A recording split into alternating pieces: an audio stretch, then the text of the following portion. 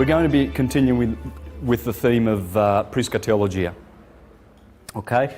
Prisca Theologia is the ancient theology.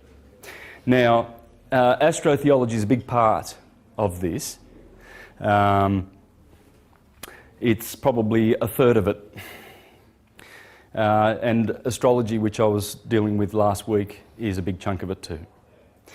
So, continuing with this theme of ancient theology, we're going to honour a truth speaker of the 16th century, because he died on the 17th of February 1600, Giordano Bruno. Now, Giordano Bruno was a person who spoke about the Prisca Theologia all the time, and he was bringing it to the world. In fact, he brought it to Queen Elizabeth. And Queen Elizabeth was contemplating making the British Isles hermetic. But of course the clergy got wind of the plot, sent Giordano Bruno a packing back to Italy, and of course made sure that fictional Roman Christian religion would continue in their country. What I mean by that is that and as I've proven with my presentations, that Rome has invented the fiction of the historical Jesus Christ for purposes of enslavement. Astrotheology. Now, when you mention astrotheology, people think... I actually have seen comments on the internet where people think it's just a recent term and it's just recently been invented by, say, Jordan Maxwell or someone like Michael Tsarian or one of those guys. But here's Kersey Graves from 1880, and he uses the word astrotheology. This guy also, the Reverend Robert Taylor, uses the expression. And he's from 1830s, okay? Now, first thing that happens is when you talk about astrotheology is that the churchgoers poo-poo the idea. And they deny that Christianity has anything to do with the stars.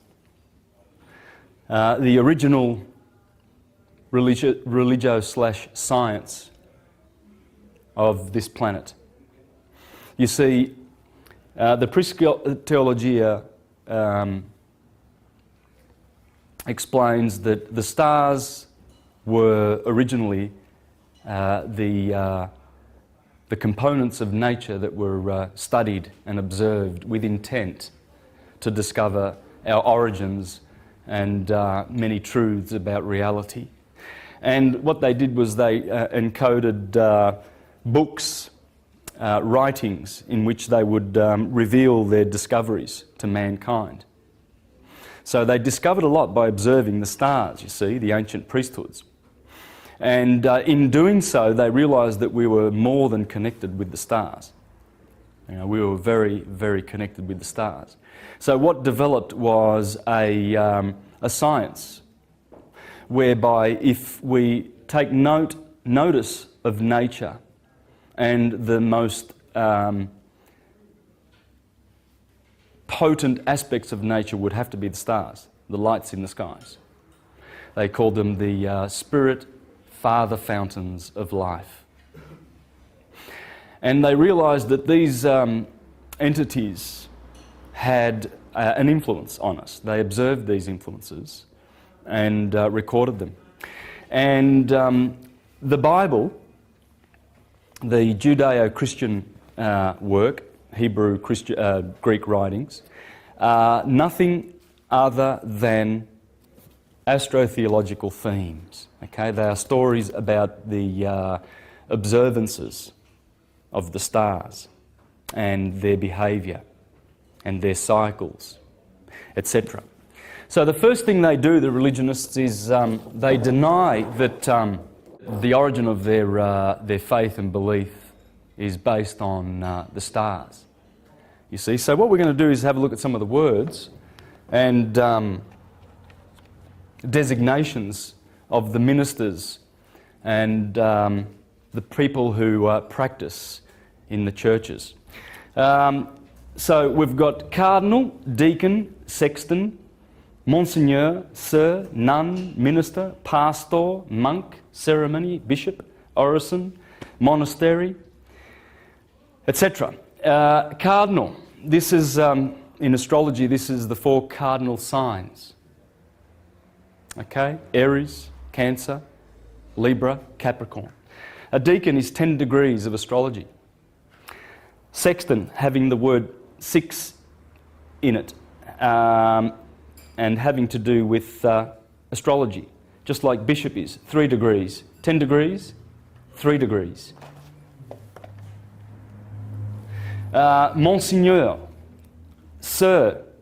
Sir is just short for the star Sirius, because he's the Lord. He's the boss, he's the brightest star in the sky. Yes, sir. Nun.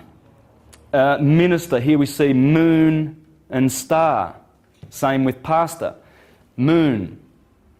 Ceres. Moon. Bishop, already discussed that. Orison. Moon, star, monastery. Now that's pretty much the designations that these ministers give themselves. Another good one would be elder. In the L words, when you look at the L words, you'll notice a lot of L in there because of the sun, Elios. You see, in Greek the sun is called Elios, and in the Jewish system the Elohim happen to be the planets and the luminaries in the sky, the 7 visible orbs. And you see the words such as elect, elite, the elder in the congregation. He'd be a minister, would he not? A moon star, one who talks about El, Israel, Isis, Ra, and Elohim, evangelizing, etc., etc. I mean, these are all church words, okay? And so, because the sun is the El who provides 3 things to mankind for their existence. And that would be love, light, and life, undeniably. For that orb has more love for us than any other. It's the creator of everything physical in the solar system. And together with the other 6 are what cause us to manifest in the physical realms. So we get love, that's very loving. We get light, we get 3 qualities of light, spiritual, psychic and physical light from the sun, which gives life. And so you see all the L words with the 5 vowels, anything El, Al, Il, Ul, Ol. Here we have Olympians. Here we have Bull. Here we have Il, that's the definite article in Italian. El is the definite article, the male gender definite article in Spanish, male definite article in Italian. Okay? And we get words like bello in Italian. If someone is handsome, you say, oh, bello. Or someone's pretty, a girl's pretty, you say bella. And that comes from the L, okay, because nothing is more pretty than the sun, especially in the summertime when he revitalizes the planet. And so, of course, and the Bible is related to Babel. Babel and Bible are the same word. Babel means circle of the sun, the zodiac. Okay? And of course, and it's related to bubble, circle. Bubble, Babel, Bible. Bel is Baal, the god Baal. And he also, if you put an O on the end of that, you get the Italian word for good looking. Bello. Because Baal is the sun. He's glorious. He's Prince Charming. Okay, so these Il, El, Al, Ol, they are all the sun. The El Lord. So when you hear expressions like the Lord Jesus Christ, Amen, these are all different words for the Son. Okay? Lord, yes, yes means the Son. There we have the golden orb himself, beautiful, Prince Charming, bello. And there are the words, the letters, I-E-S. In Greek, I-E-S is yes. And that's Jesus. Christ, well, Christ is light, King, the King of light, and that's the Son. And Amen or Amun or Om, that is the Son. So we've come to a time in history that we've begun to understand these things because we've been able to decipher the Egyptian holy writings, the hieroglyphs. And in recent times we've been able to expose this story that is in the Bible. Now, we have many great scholars to lean upon. Probably I would say this would be the best work. Absolutely the best work in terms of astrotheology by the Reverend Robert Taylor. One of his contemporaries was Thomas Taylor. And Thomas Taylor was a great scholar who was interpreting the Greek myths. I'm going to read a little bit out of this later on, and also out of this. Contemporaries, this one's deciphering the holy Jewish Christian scriptures, and this one, the myths.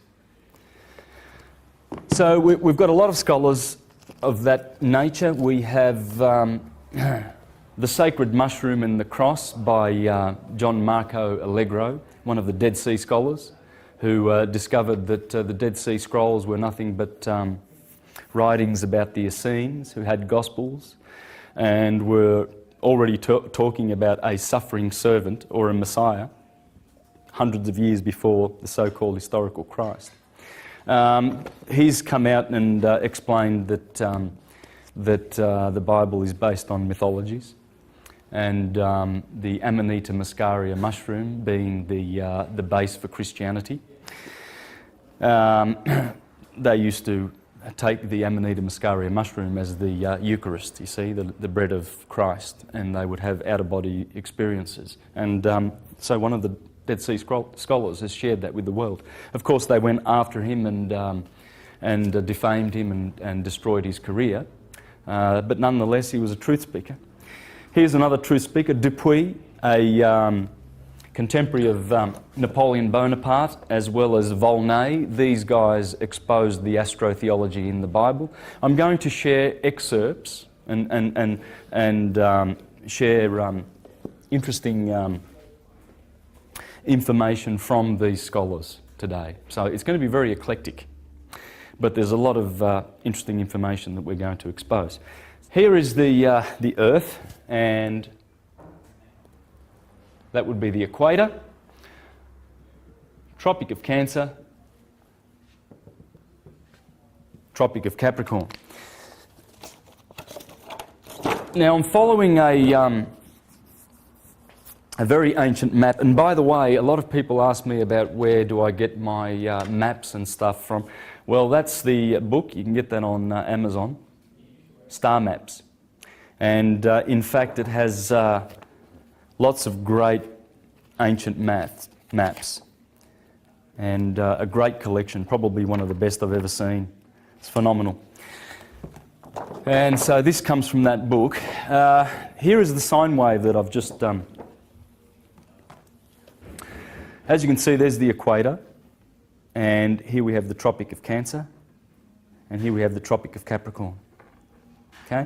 So this sine wave, this is the path that the Sun appears to make around the Earth as it goes through the seasons. It's called the ecliptic.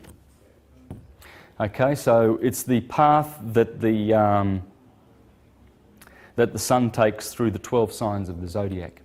So there's a little glyph here for Aries, which indicates that the sign of Aries begins here, and that would be the 21st of March, the equator, the equinox. And as the sun rises in the spring skies through March, April and June, it reaches the Tropic of Cancer, and then it proceeds to decline and wane and goes through Libra, and there's the scales of Libra. That's the middle point of the sine wave. Okay? Very important, crucial part of the theologies. And a lot of the stuff in the Bible pertains to this area here, because the scales of Libra that sit on that equinox there have to do with justice and the fall of the sun. As the sun falls down to the winter months below the equator, the scales have judged the sun. So that point there is very interesting. And these are the cardinal points. Aries, the equinox; Cancer, the solstice; Libra, the equinox; and Capricorn, the solstice. And it comes back through Aquarius, the water bearer, through Pisces, and then back up into Aries. So that's what I'm doing here. I'm following that. So we start here at Aries, and we go up to Cancer, and then down to Capricorn, and then come back up again. And that's the sine wave. It's 23.5 degrees and 23.5 degrees. Now, so what you've got here is the solstice, and here we have also the solstice. So this would be the summer months, and this would be the winter months in the Northern Hemisphere. And March the 21st is over here. June 21st is there, the solstice. September 21st at the equinox. And December 21st, the solstice. These are the crucial points. There's a lot to be said about these points, and you'll see how important they are in the scriptures. Okay? What I'm going to show today is that the Gospels of Matthew and Luke start from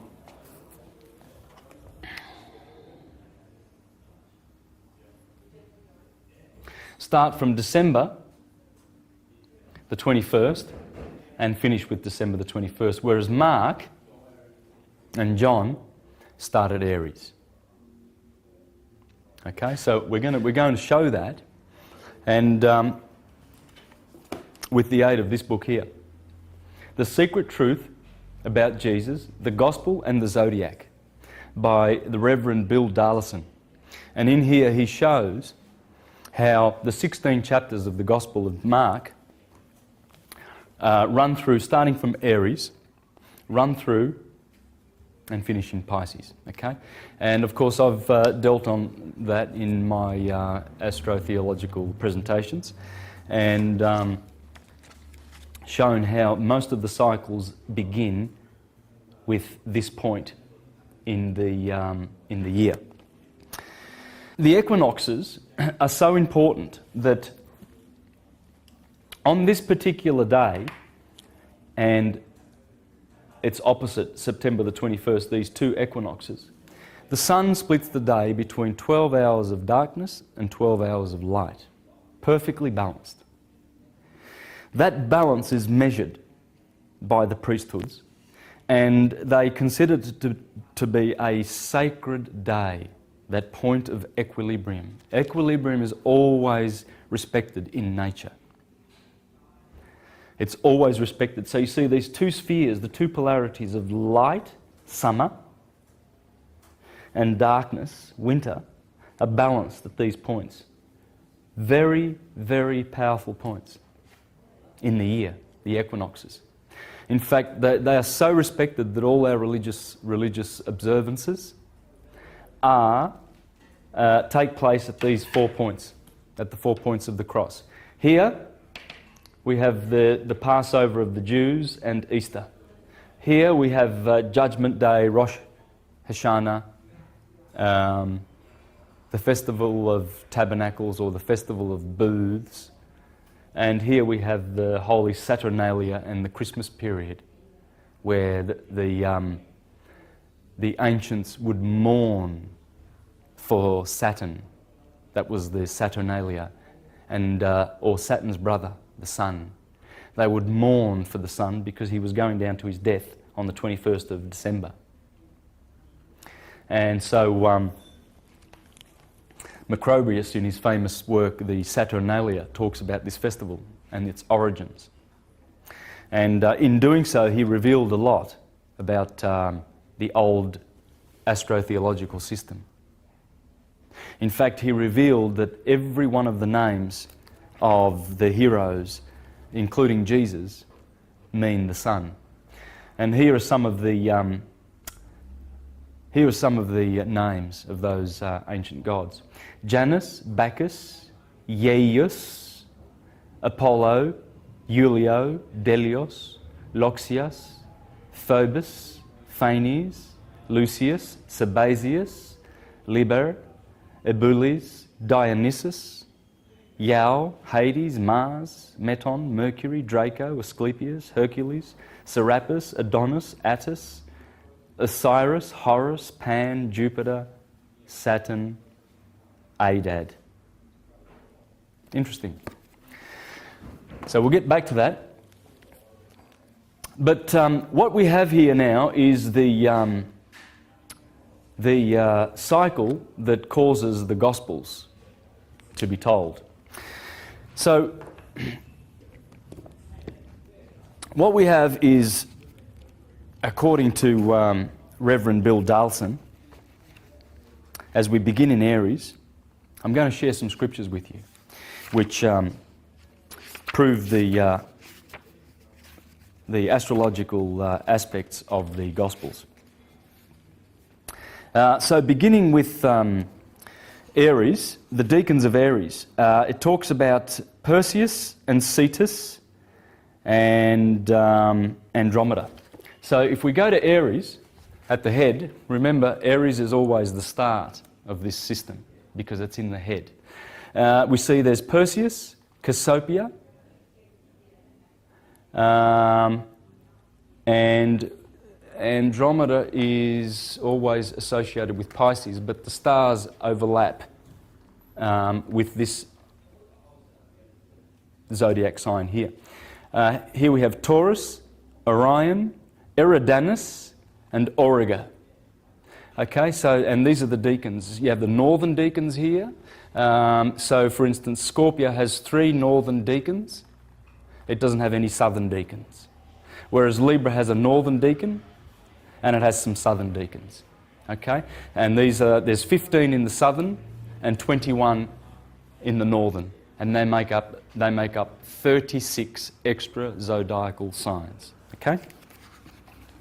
Now, one of the first things that is spoken about in Aries is the apostle, or rather, John the Baptist calls Jesus. Talks about the baptism of fire. Well, that would be the fire of Aries. Okay, so that's the first hint. As the sun comes into Aries, there's the fire aspect. And we'll just have a look at that part in the Gospel of Mark. It says, I have baptized you with water, but he will baptize you with Holy Spirit. And of course, Matthew and Luke use the word fire in that, right? But the Spirit has to do with the baptizing in Aries, because what happens in Aries is there is the river Eridanus goes through there from the sign of Taurus next door. And the Eridanus is the Jordanus, where Jesus is baptized. So that's where John baptizes Jesus immediately.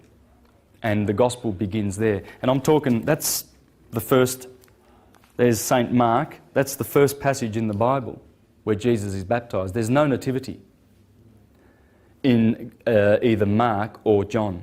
There's no nativity scene. Whereas Matthew and Luke, they begin with the nativity. When the son is a baby on the 25th of December, it has to grow and then be baptized in the Jordan River in the head of Aries. And here's another interesting scripture right there after that passage. It says, immediately afterwards, the Spirit drove him out of the wilderness, and he remained there for 40 days and was tempted by Satan.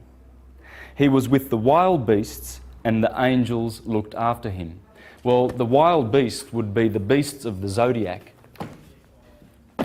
You see, it says that Jesus was with the wild beasts. That's where the sun is. Lions, scorpions, etc. Okay, so they are Aryan features. Then in verse 17, Andrew cast a net in the lake, for they were fishermen. Now, some translations use the word hired men.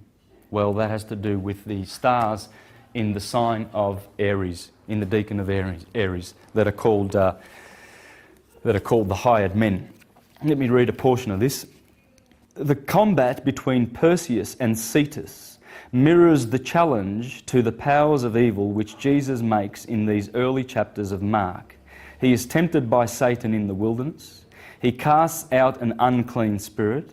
He declares that the kingdom of Satan is at an end.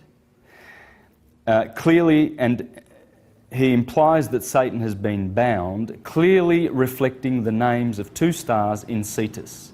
Menkar, the chained enemy, and Difda, the overthrown, the thrust down.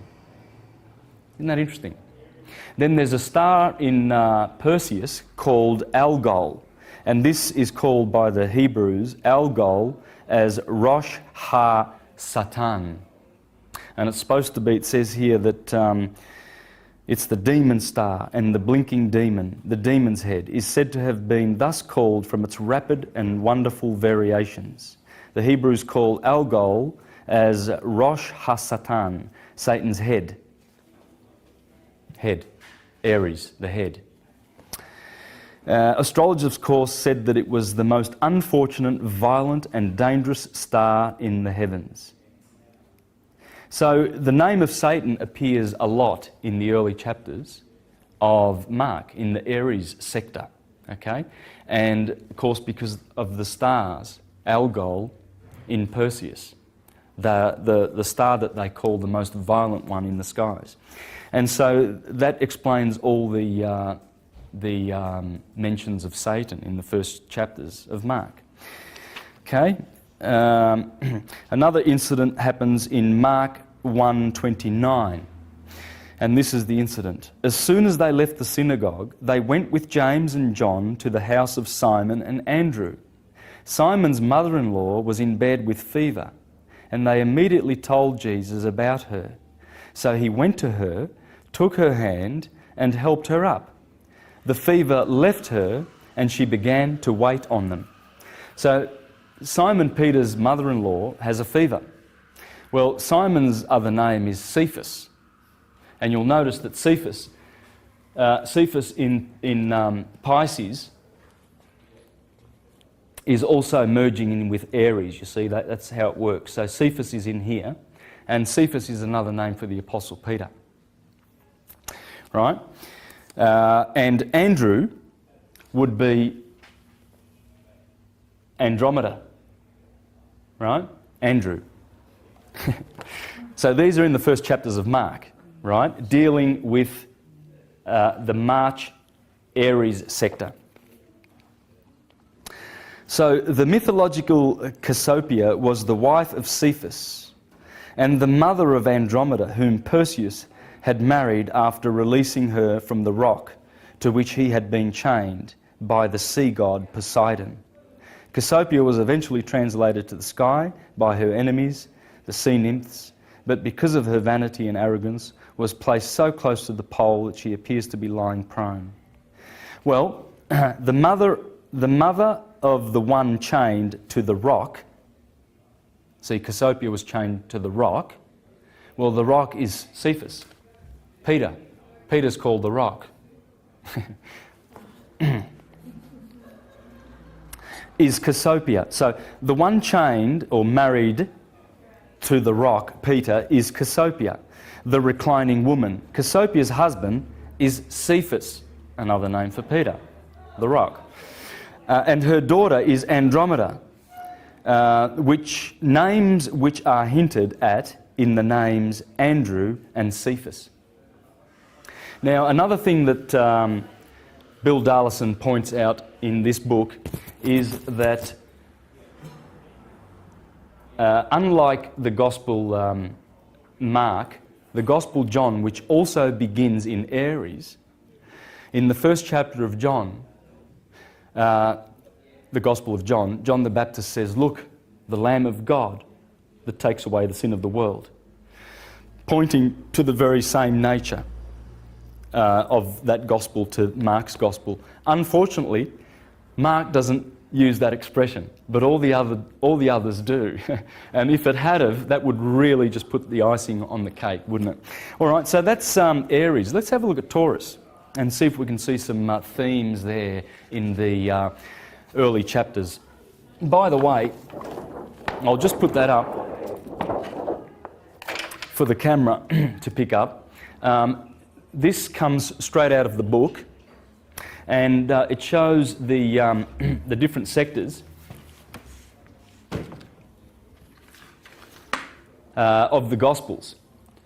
So Aries is from the first chapter to the third chapter, okay? And it's dealing with the baptism of Jesus, the beginning of ministry, theme of newness, 12 apostles as new Israel, sense of urgency, daring and defiance. In the zodiac, the key words would be sign of the spring equinox, initiation, action, impulsiveness, assertiveness, pioneering, associated with the head. And you will find all of these perfectly on cue in those chapters of Mark and dealing with the sign of Aries. Okay? Taurus, parables of growth, agricultural imagery, parable of light. Now, because of the special stars in Taurus, Taurus has a cluster of stars called the Pleiades, which are the lights. Okay? So we notice now in the fourth chapter of Mark, which I'm going to be reading from, the theme is dealing with light and also the parables of the seeds. Because in Taurus is the time of the year when you take your bull out and plough. So you notice that in the fourth chapter of Mark, there's a lot of ploughing being done, a lot of seed sowing, and a lot of talk about lights, because Taurus has those beautiful Pleiades and the Hyades and Orion and all those bright stars. So, the parable of the light under the bushel, which follows the sower, does not have the Taurian imagery of growth and productivity, except in rather an oblique sense. But it is related to Taurus nevertheless, because in addition to its association with the earth and with agriculture, Taurus has always considered by the ancients to be connected with light. For instance, Venus rules Taurus, and Venus is phosphorus. She is the bright morning star, and she's one of the brightest orbs. In fact, she's the third brightest orb in the sky. That's one pointer to the fact that it's dealing with Taurus. Another one is the principal star of the Hyades group, situated in the eye of the bull, was called by Ptolemy Lampadias. That would be lamp, Lampadias. The torch. So you see, Jesus will be talking about light. Don't hide your light. Show your light. Venus, the ruler of Taurus and the most brilliant sight in the evening and morning sky after the moon, was called by the Greeks Phos. Phos meaning light. And by the Romans, Lucifer, the light bearer. So no wonder chapter 4 deals with light. To the ancient occultists, Venus was the planet of inner light, illumination.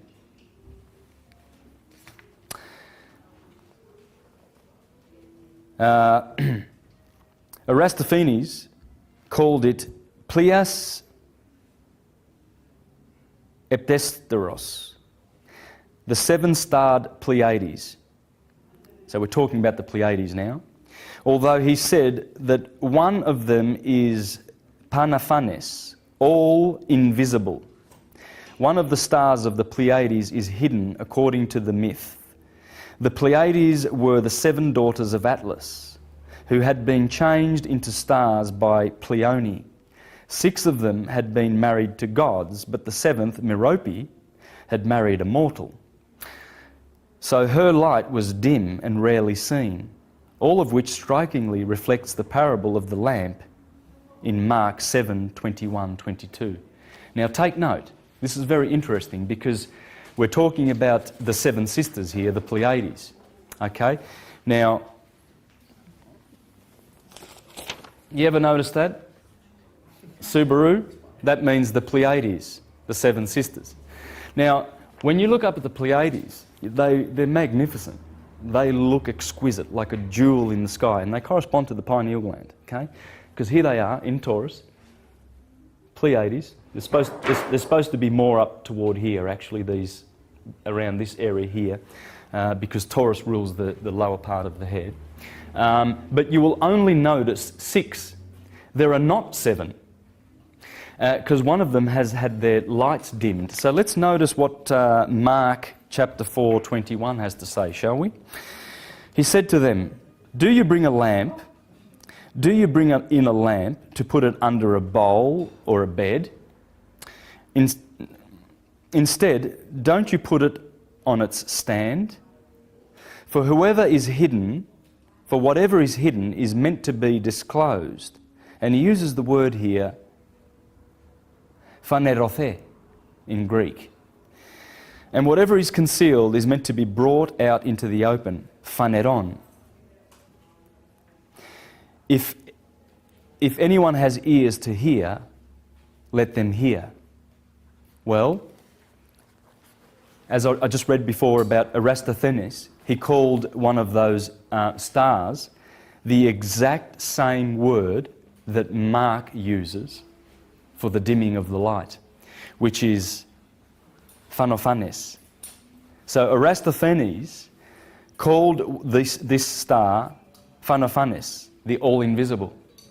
Interesting that Mark should use the exact same word for the dim star in the Pleiades. Still on the Taurus sign, we need to focus our attention on that. Of course, agricultural imagery and the parable of light. Oh, thanks, George. Yeah, beautiful. That'll help that. Good stuff. This is also in Mark, okay? He also said, "This is what the kingdom of God is like. A man scatters seed on the ground, night and day, whether he sleeps or gets up. The seed sprouts and grows, though he does not know how. All by itself the soil produces grain, first the stalk, then the head, then the full kernel in the head. As soon as the grain is ripe, he puts the sickle to it, because the harvest has come. Again he said, what shall we say the kingdom of God is like? Or what parable shall we use to describe it? It is like a mustard seed, which is the smallest of the seeds on earth. Yet when planted, it grows and becomes the largest of all garden plants, with such branches that the birds can perch in the shade."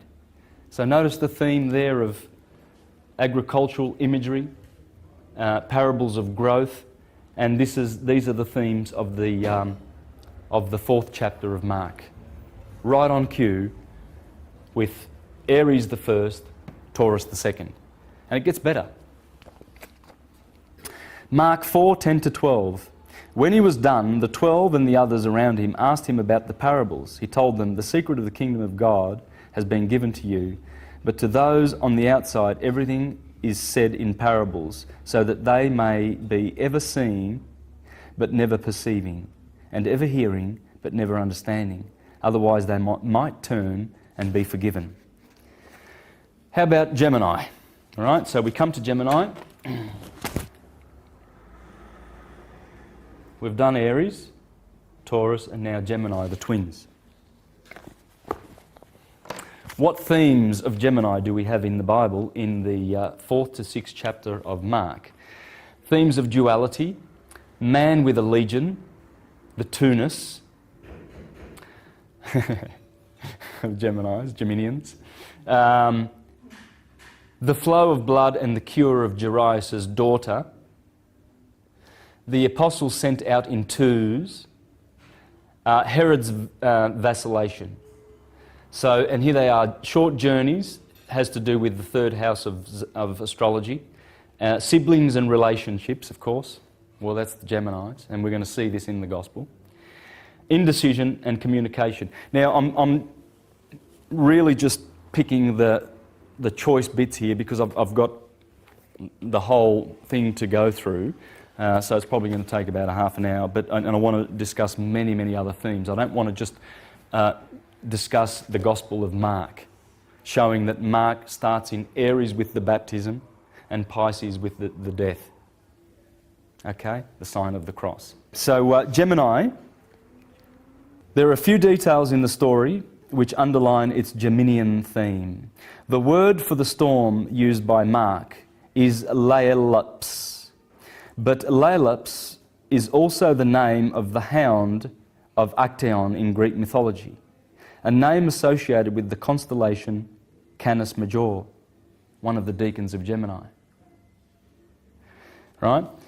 So Jesus tells the storm to cease with the word Siopa, be quiet, echoing the Spartan name for Gemini, Tosio, and the cushion upon which Jesus' head was resting along, believed to be a detail provided by Peter, echoes the headgear of the Geminian twins, or the flames of fire which were supposed to issue from their heads.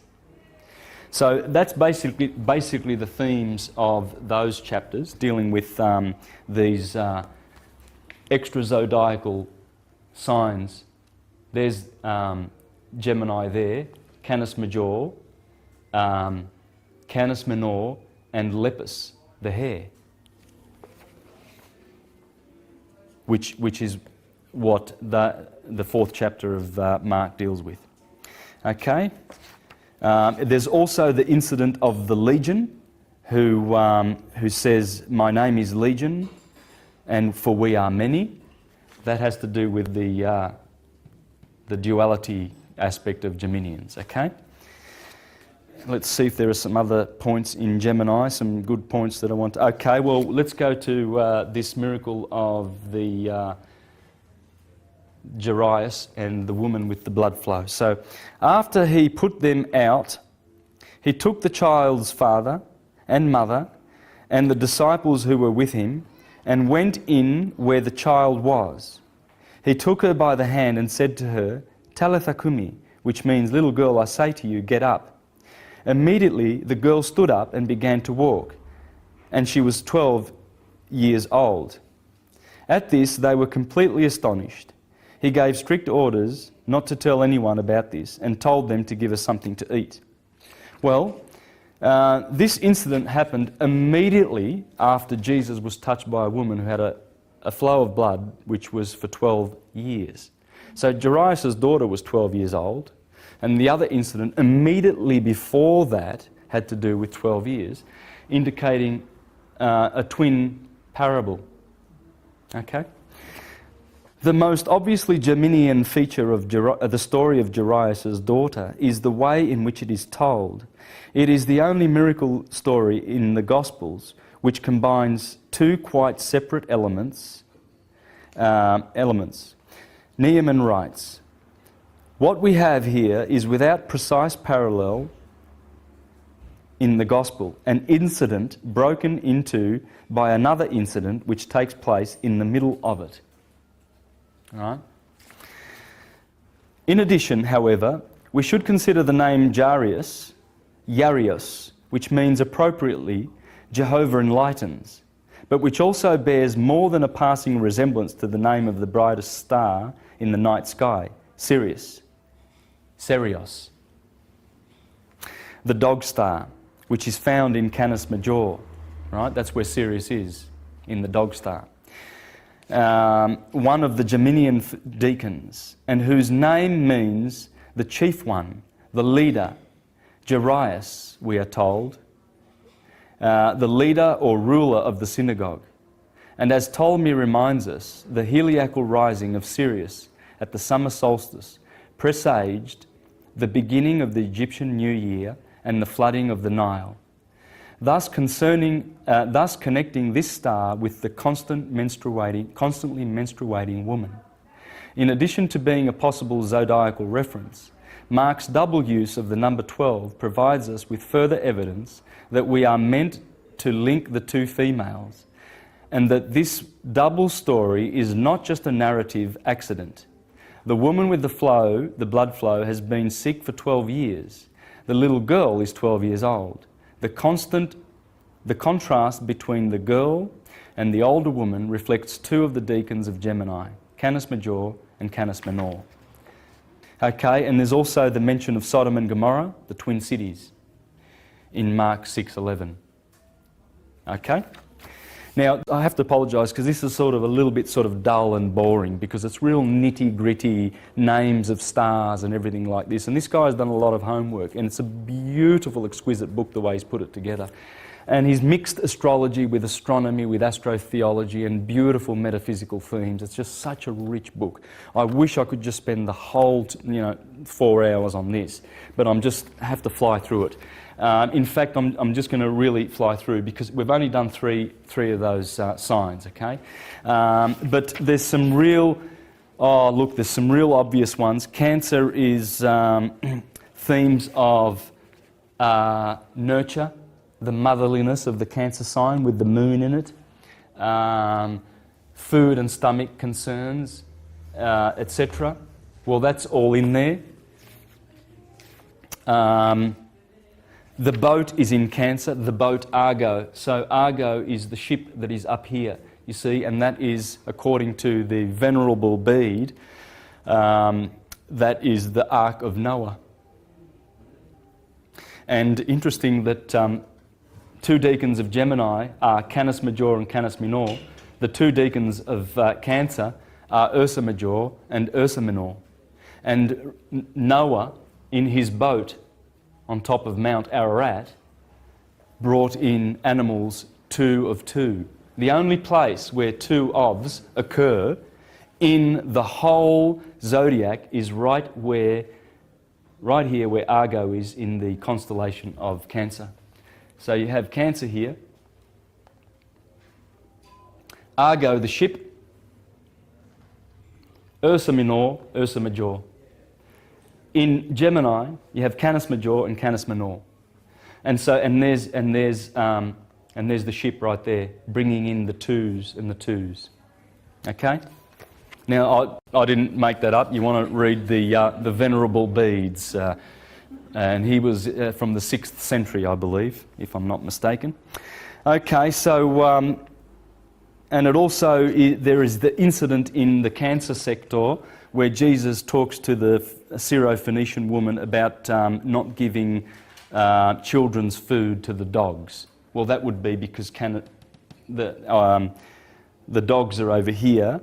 In fact, Marcus Manilius, he mentions in this book, Marcus Manilius places one of the dogs, Procyon, in the sector of Cancer and not Gemini, as modern astrologers do.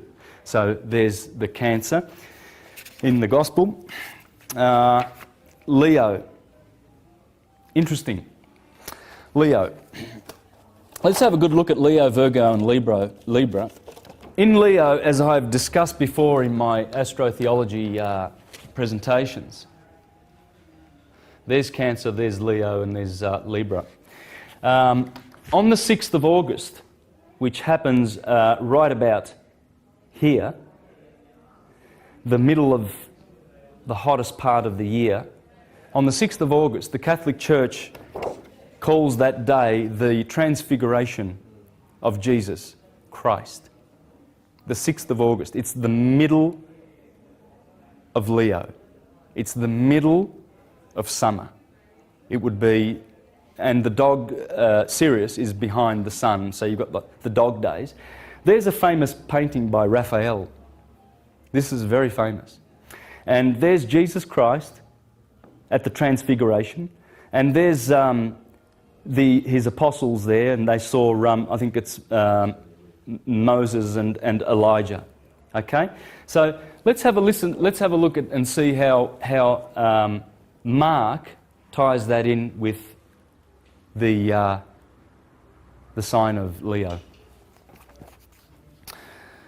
So on a journey to Caesarea Philippi, Jesus asks his disciples, "Who do you say that I am?" The text goes on. They replied, "Some say John the Baptist, others say Elijah, and still others, one of the prophets. But what about you?" he asked. "Who do you say I am?" Well, Jesus takes them to an unusually high mountain. And that's the unusually high mountain. And it says 6 days after, in fact I'll read that from the Bible, this is too good to be lost. Here's Mark chapter 9. So you see, he's going to be dealing with the transfiguration and the glory. So all these themes are dealt with in Mark chapter 8 and chapter 9 in the Leo sector of the Gospel of Mark. Okay? Mark 9 verse 2. 6 days later, right, remember the 6th of August is the Transfiguration Day, and they're giving you a hint. 6 days later, Jesus took with him Peter and James and John and led them up a high mountain where they could be alone by themselves. There, in their presence, he was transfigured. His clothes became dazzlingly white, whiter than any earthly bleacher could make them. Elijah appeared to them with Moses, and they were talking with Jesus. There you have it. Elijah and Moses, Peter, Andrew and James on the mountain 6 days after he was transfigured. Well, that's the 6th of August.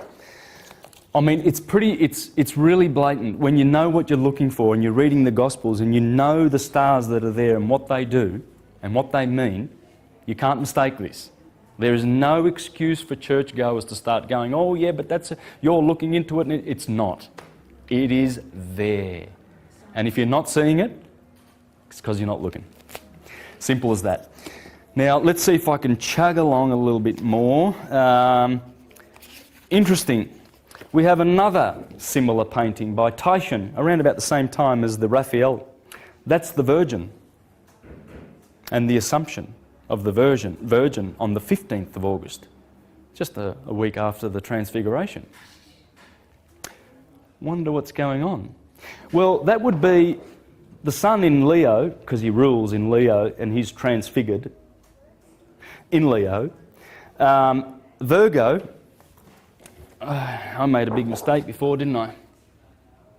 That's Virgo, not Libra. Libra is here. Yeah, I confused you, didn't I?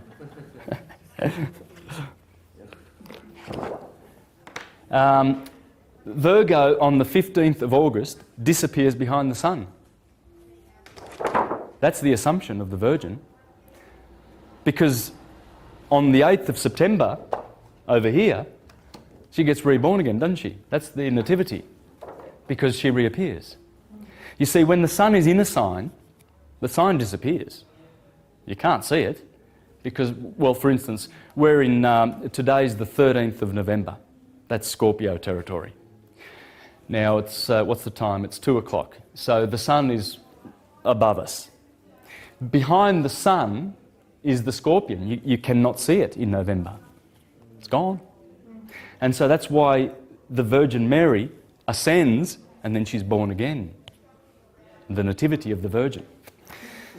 Yeah, it's all on cue. All right, let's see what Virgo has. Virgo has teaching about humility, little children, a warning against passivity and service, because the 6th house or Virgo, Virgoans are very service-oriented. It's the sign of service. Okay? So in the Gospel, Jesus is talking about service. Serve one another. etc. If anyone wants to be first, he must be the very last and servant of all. So there's the theme of service. If anyone causes one of these little ones, those who believe in me, to stumble, it would be better for them if a large millstone were hung around their neck and they were thrown into the sea. So that's also Virgoan themes. All right, let's move on. I know I'm going to regret taking chunks out of this because there are so many good points, but you just can't. All I can do is show you some choice bits, and if the subject interests you, I would be getting this book. It's just phenomenal. Okay, Libra. The entry of the Sun into Libra marks the autumnal equinox in the Northern Hemisphere, when day and night are equal once again. This is the midpoint of the year, the moment of equilibrium, when the forces symbolised by the day and the night are in perfect counterpoise. This has happened before, of course, when the Sun entered Aries in the springtime. But there is a difference between these opposite but complementary points. At the spring equinox, the point of poise occurs before the daylight begins to dominate. In the autumn, this is reversed, and the balance point presages the forthcoming massing of the darkness. The eternal interplay of light and darkness is symbolised in the zodiac itself, which on one level is nothing more than the yearly cycle projected on the sky. The first 6 signs then come under the dominion of daylight. The first 6 signs come under the dominion of daylight. And can be said to represent the light of individual consciousness struggling to establish its identity. This process is associated with the Sun, the giver of light. It begins in Aries, the sign of the Sun's exaltation, and reaches its climax in Sun-ruled Leo.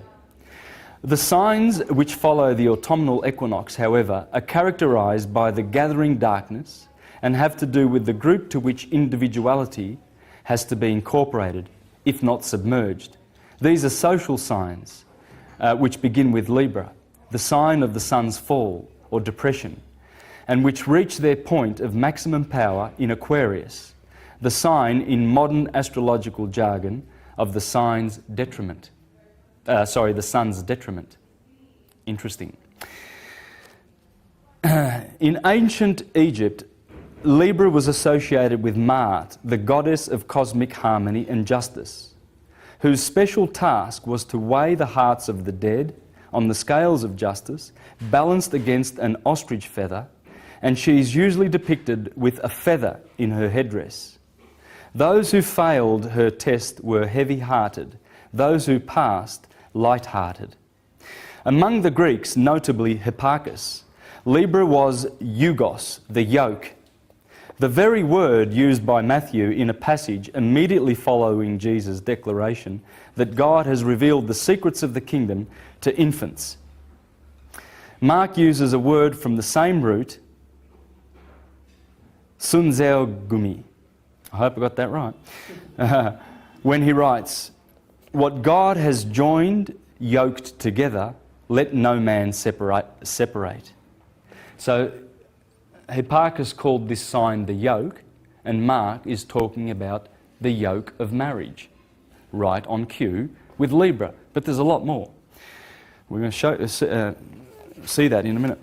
Among the Jews, the tribe of Issachar, described in Jacob's blessing as a strong ass crouched down between 2 burdens, is generally associated with Libra.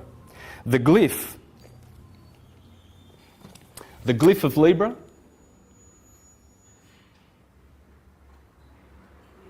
what's that? That's the sun setting. Because this is a 24-hour clock too, of course. Remember on the 21st of March and September, the sun is balanced, right? It's perfectly balanced. So On that day, and only on that day, or those 2 days rather, does the sun rise at 6 a.m. and set at 6 p.m. Only on those 2 days. Okay? So 6 o'clock goes here, 12, 6 and 12. This is a daily cycle and it's a yearly cycle. And of course during the day there is more light than during the night, just like there is more light in summer than there is in winter. So those 2 cycles are described by this graph. But here, this is the middle point. This is the point where in the human body, Libra is the kidneys. So the sine wave is going through the body in the scale of the balance. You see the sun setting there? Okay, when you look at that,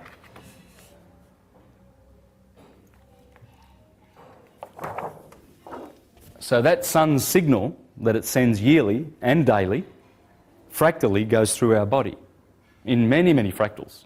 It goes through the atoms, it goes through everything. It's the same fractal. This is the wheel, this is the cycle, this is what is going on all the time, right? And the sun's telling you that. The sun tells us that in its path of the ecliptic. The ecliptic runs straight through our bodies. That's the ecliptic. So as above, so below. So when the sun is in Aries, it's in the head. When it's in Taurus, it's in this part. What does that mean? Well, it means it's giving its polarity to that part of your physical body. So it'll manifest physically. Usually Taurians have got nice strong necks. It shows in the neck. It actually shows. But it also shows with their ruling planet Venus, you know. It also shows in, you know, spiritual and psychological things too. Philosophers, many philosophers, as I showed last week in the presentation on astrology, are Taurians. Most of the famous philosophers in history are Taurian because they want to speak. You know, that's where the sun is. Geminians are in the lungs and in the arms. You see the way they use their arms, etc., etc. So that's the path of the ecliptic, and it's defining everything. Wherever the sun makes that signal fractally, which is everywhere, it defines the bodies that it gives life to. All right, and the sun and the 6 planets, the 7 visible orbs, they are responsible for all of it. And you'll find that Mark, the Gospel of Mark, is clearly showing us beautiful encrypted wisdom about that cycle. It's clearly there. It is absolutely clearly there. Let's have a look at Libra, shall we? Now, I want to focus. This chart comes from the book, comes straight out of the book, and I want to focus on these 3 signs here. Okay? Leo has 3 deacons, Virgo 3 deacons, Libra has 3 deacons. Okay? The first one is Hydra, the fleeing serpent. Crater is the cup, the Holy Grail, that we drink from when we come down from cancer and we get intoxicated. The crater is always here. Corvus, and it's explained in the book that Corvus is also the crow, right? Sorry, the cock, the rooster. Okay. Virgo has Coma, Centaurus, the horse, Bootes, the shepherd, and Libra has Crux, the cross, the southern cross, the wolf of the night, and the crown. That would be the crown of thorns. So what's going on is this. Remember that point of equilibrium. There she is, the just one, balancing the day perfectly. And there's the southern cross where the sun gets crucified. This is the big crucifixion, by the way. This is the one where the sun is plunged into the darker polarity. So that's big judgment. In fact, that day there is called Judgment Day by the Jews. Okay? And there's a lot of other reasons why it's judgment. I mean, the Egyptians, when you die, they call it westing, because you're going down in the west where the sun sets. And the stars, when they go beyond the horizon, they die. They're born in the east. There they die. So this is the place of death. Libra is always there at 6 p.m. every day, judging stars and suns. Every planetary orb is judged by the scales. You see, this is the science that we were given, the Hermetic science of the Prisca Theologia. And the priestcraft has made a mess of it, teaching literal rubbish stories about it. You know, like Humpty Dumpty's a real egg. Okay? Yeah. Sounds like a Monty Python skit, doesn't it? Yeah. So there's the crown. It's also in Libra, Corona. By the way, I'll just show you them here. Let's do this. Leo in the heart, and the main star there is Corleones. And you remember the Godfather, Corleone? Corleone is the heart of the lion, the core of the lion, Corleone. And that's the main star there in Leo, because Leo is in the heart. The sun lives in the heart, the middle kingdom. Okay? The three planets, the masculine ones are above, and the three feminine ones are below here, the three lower chakras. Okay? So when you're dealing with Leo, you've got Hydra, the serpent, the crater, the Holy Grail, the cup, and the crow. Virgo has the horse. Pay attention, because all of these 9 deacons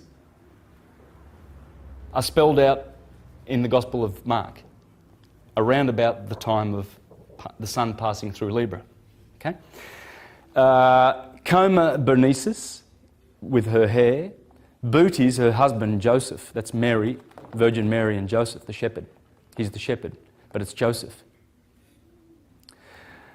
And he has a red star, Arcturus. That's the bear. In the northern hemisphere, see these northern stars, the brightest star is Arcturus. All right? You see the California flag with the bear and the red star above it? That's the bear. Right? He rules the northern skies. There's the crown, Corona Borealis. That's the crown of thorns that the sun wears as it goes through Libra and gets crucified. That's the cross that he's crucified on. And the wolf, the other word for that sign is the victim. The victim is the sun.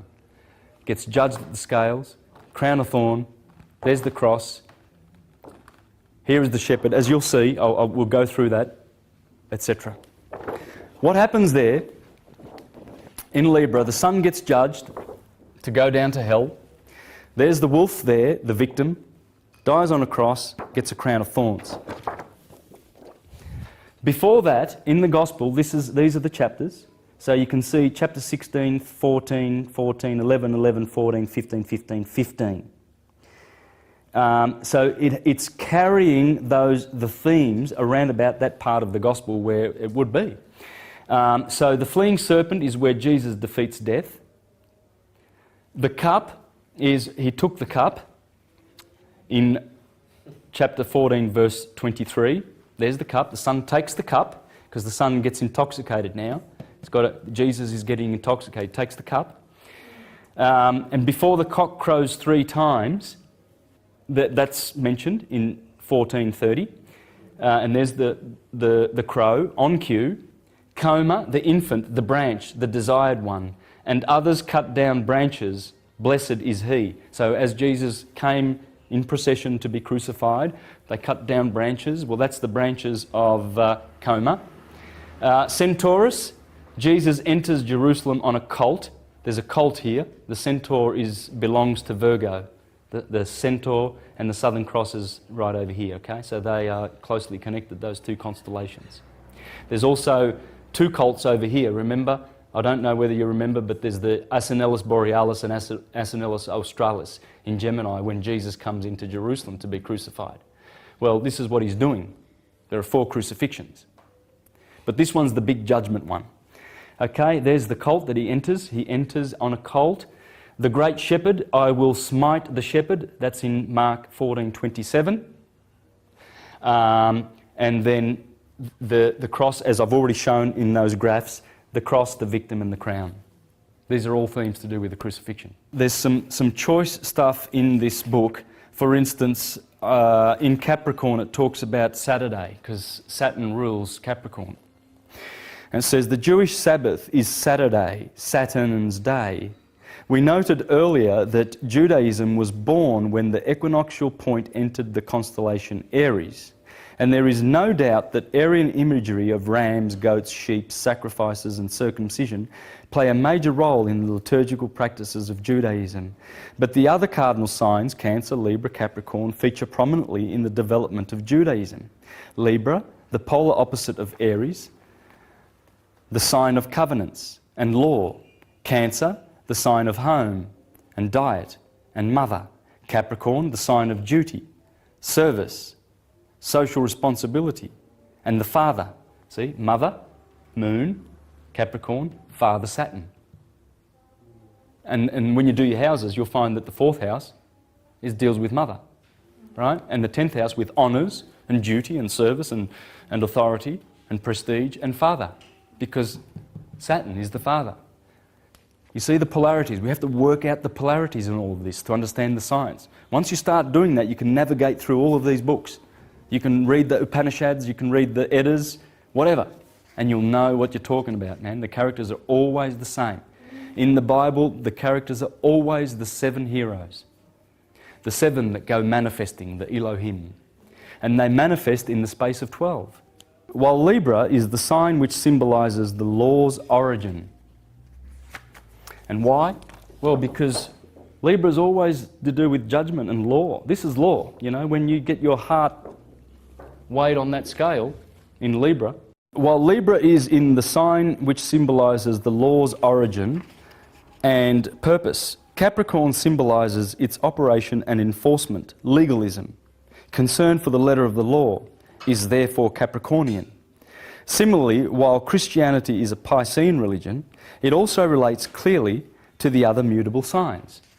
Now get this, right? Christianity is saying is a Piscean religion, but it also relates to the other signs. Sagittarius, Gemini, and Virgo. How? Well, Virgo, Gemini and Sagittarius. Its emphasis on virginity and celibacy are Virgoan. Its elaborate and divisive theology is Geminian, as are the letters which constitute a good portion of the Christian scriptures. And its missionary zeal and sacerdotalism are Sagittarian. Simple as that. All right, look, there's a lot of choice stuff in here, and I'm afraid I'm just going to have to leave it, because we're going on to some more stuff. Let's have a look at some science now a little bit. Let's have a look at some S words, shall we? There's the S. We've got serpent, spiral, and sine wave. Right?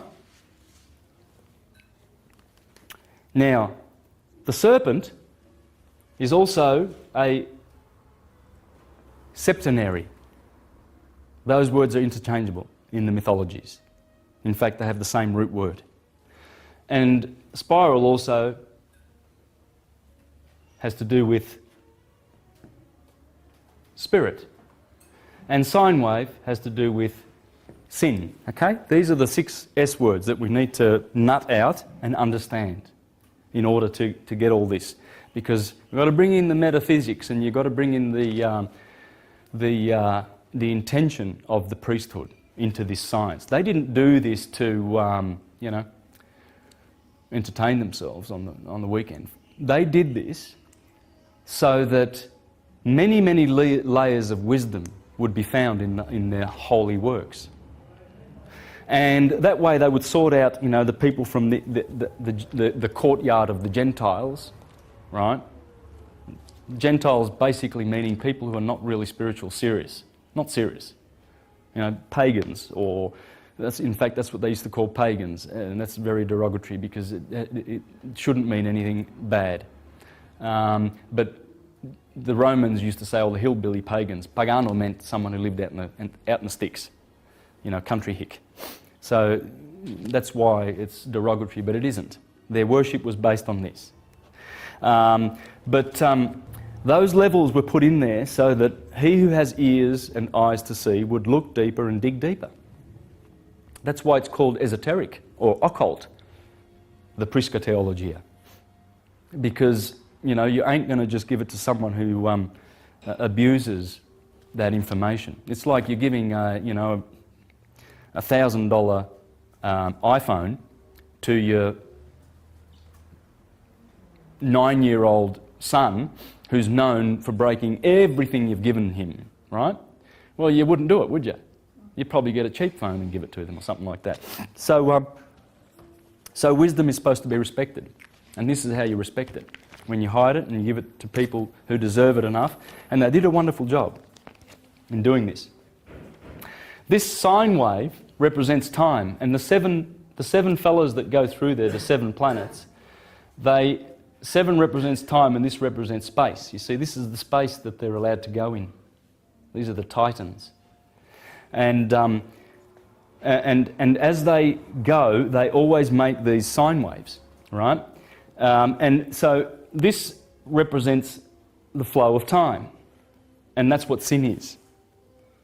Sin is everything is spirals. Okay, so this spiral is not exactly 2-dimensional. It's 3-dimensional, which makes it a helix. Okay, helical. But as it does that, the spiral, it actually manifests physical bodies. And that's the spirit that it's talking about, the spirit behind the spiral. And it always is serpentary or a septenary. Okay, 7 is the number of nature. Let me just read some choice information from Who is This King of Glory? This is a beautiful book by Alvin Boyd Kuhn. If you ever want to get into the deep, deep stuff of this and what the Bible was really written for, this guy explains many beautiful things, okay? So we have the 4 elements. And he talks about these numbers that appear in the Bible, 4, 3, 12, 7, always those numbers, 40. Why? Well, it's because of time units which describe the spiral, the serpent, the sine wave, the sin that we're in. You see, when you get caught in time, when you're full of sine waves, you're sinning. That's why we're sinners. Yeah. Yeah, because we're caught in time. That is sin, in the sine wave. It's all science. 3, 4, 7, 12 and 40 are indeed among the most sharply revelatory keys to the entire system of scriptural interpretation. It is ridiculous that Christian exegesis of its own book has for 16 centuries laboured at the interpretation with practically no regard for the meaning of these numbers.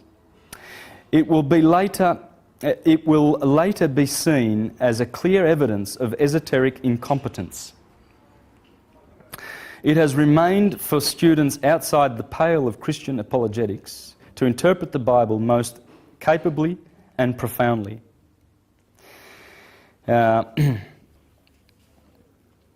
What were the 12 disciples, if not men? In the esoteric understanding, they were the same in 12 aspects of the 3 kings of wise men were in the threefold division. Or they were the same 3 powers of spirit, further subdivided into 12 aspects. They were just the spiritual power and intelligence, which is the Christ itself, manifesting its wholeness in a 12-part segmentation, in the same way in which the atomic force of the universe manifests in a 7-part differentiation. So the spiritual nucleus of life manifests in a 12-fold unfoldment. Nature sounds a 7-key octave, and divine mind sounds a 12-key diapason. So, divine mind has 12 keys. So mind, spirit, mind over matter. Matter is 7. That's why we have 7 luminaries, 7 Elohim, or cosmocrators. You see, these 7, these Elohim, they've been called the demiurge, the second creator, because they create physical things, and voila, here we are. Take one of the planets away, and we disappear too. So they are the ones that, through their orbits and their energies and their powers, they are the ones that are giving us shape and form and everything. There's not a thing that they don't give us. Okay? Al-Biruni, the Islamic astrologer of the 10th century. The various organs of a plant are distributed to different planets. Thus, the stem of a tree is appropriated to the sun. The stem of a tree belongs to the sun. The roots to Saturn, the thorns, twigs and bark to Mars, the flowers to Venus, the fruit to Jupiter, the leaves to the moon, and the seed to Mercury. They control everything. In fact, Mercury, the right brain, controls all of our senses. That's why Mercury, or Hermes, the Hermetica, in the East they call Hermes Buddha. The Romans called him Mercury.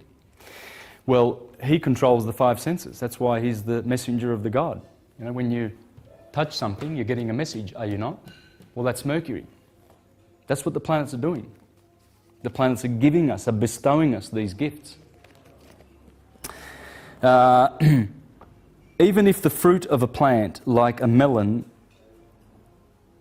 even in the fruit of a plant, like a melon, the constituent parts are divided among several planets.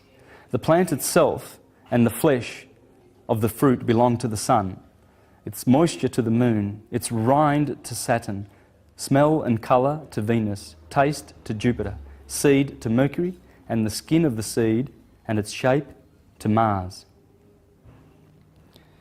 It is rare that only one planet furnishes the indicators for one subject or object. Generally, 2 or more are associated, as for example when 2 elementary qualities are present, obviously related to 2 different planets. Thus, the onion is related by its warmth to Mars and by its moisture to Venus. And opium by its coldness to Saturn and its dryness to Mercury. So when anyone speaks of Saturn as the significator of opium, it is merely its coldness that is referred to. And if Mercury is cited in the same capacity, it is due to its dryness. Right? Because there's cold and hot, dry and wet.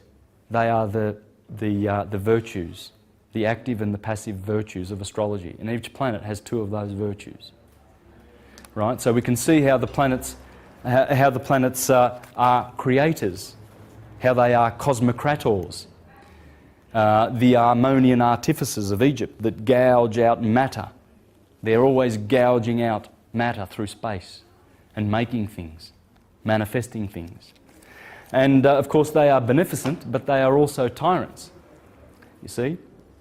Saturn, for instance, whatever is born in his kingdom must perish. Whatever is born in time, he's the boss of time. Will always be devoured by time. And in fact, that's what the astrology and astrotheology is teaching us. It's teaching us that journey, how it works, the 12 labours that we are to perform, as Samson performed, and the 12 disciples of Jesus, the 12 sons of Israel, Israel meaning Isis, Ra and El, the ones that go around the wheel, the gospel. Now, I want to get into some of these beautiful, wonderful writers, okay? They've done some amazing works of art, and I want to show you what's in these books. Here's a guy called Malik H. Jabbar, and he's got 5 or 6 books, I think. This one might be his 6th book, and this one is a series of 5, and there's a picture of the books there. If you go to his website, this is how he introduces his work. Welcome. This site provides information on the mythological origins of all universal religions. Religious scriptures are a registry of astronomical phenomena, written in a mythological format. The evolution of our modern religious concepts began with astronomy and evolved through mythology and astrology into modern religion. Many of the Hebrew myth concepts are traceable to ancient Egypt and Mesopotamia. Jesus Christ, the Son, God, is a cosmic myth on par with Osiris, Horus, Samson, Adonis, Moses, Abraham, Solomon, Noah, Krishna, Mithra, Quetzalcoatl, and many other solar demigods. Evidence clearly shows that the 12 apostles are symbols of the zodiac sign and that Jesus Christ symbolised the sun, God, in some aspects a moon god. It is clear that the tales within the Bible are allegorical depictions of the interactions between elements of the cosmos. Religion exists at two levels, the esoteric and the exoteric and the esoteric, the inner and the outer. The inner religion is the one where you go within, and the outer one is the book religions, you know. Oh, read the Watchtower and awake, then you'll be saved. They've all got their publications and paraphernalia. That's the exoteric. The inner is you're already equipped with the inner one. That you've got forever. You're never denied that. Anywhere you go in the universe, you are never denied contact with Source. This exposes the foolishness of exoteric religion. Exoteric religion is an invention for teaching the mechanics to children, because that's the way they remember models and they remember and imprint images and symbols on their minds. But grown-ups are supposed to wake up. Yeah. The exoteric literal level of religious philosophy is pure idiocy. To think that the fantastic tales of demons and multi-headed monsters and miraculous events of every stripe, such as making the sun stand still, dividing the Red Sea, destroying the world by flood, and all the other related nonsense, is accepted without hesitation on the basis of faith, is astonishing. Nevertheless, it is so. The esoteric level of religion is a science that is mathematical, coherent, logical, and provable. Well, I've done it, beyond a doubt. But the science of truth is veiled by the mask of mythology. The science of truth is veiled by the mask of mythology. Some are repulsed by this mask and unfortunately turn away and denounce all concepts that support the possible existence of a creator God force. The great majority accepts the myth at face value, believe it or not.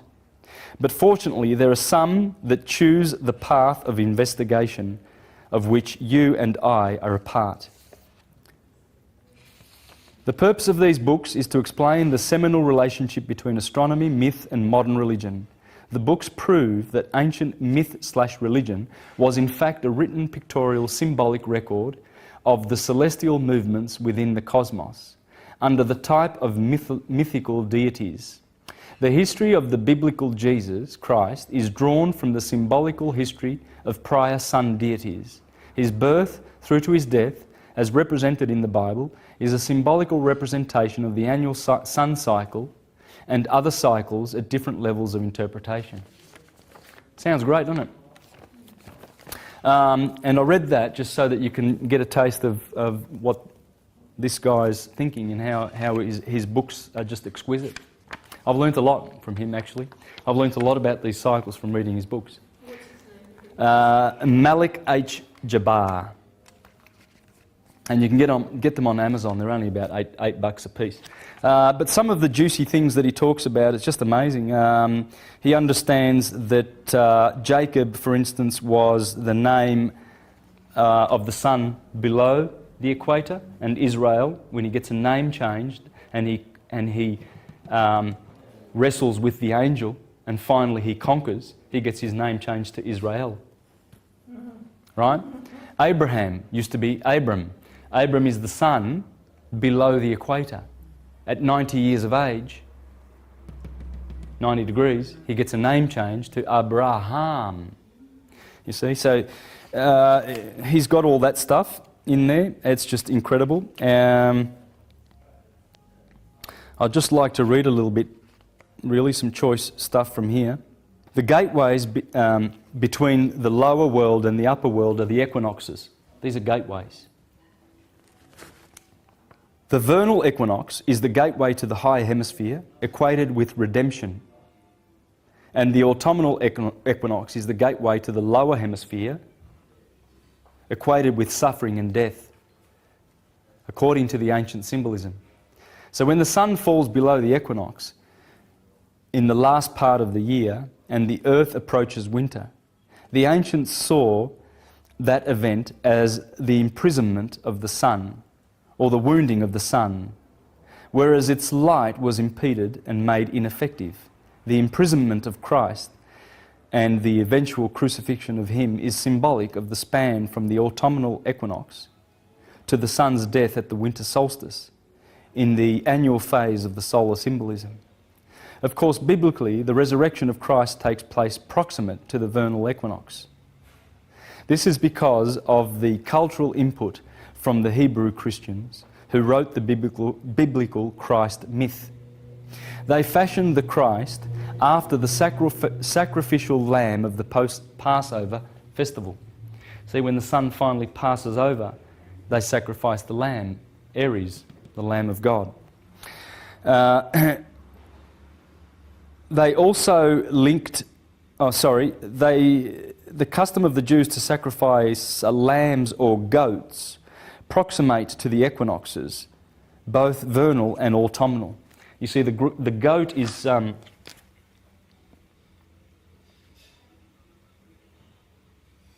here's the sheep, and here's the goats in Capricorn.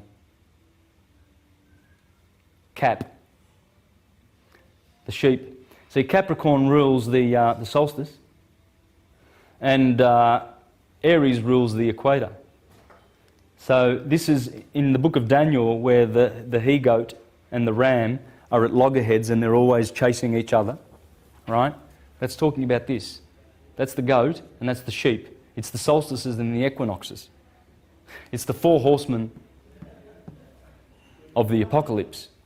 And I'll read that from another one of his books in a minute. But I'll just finish here.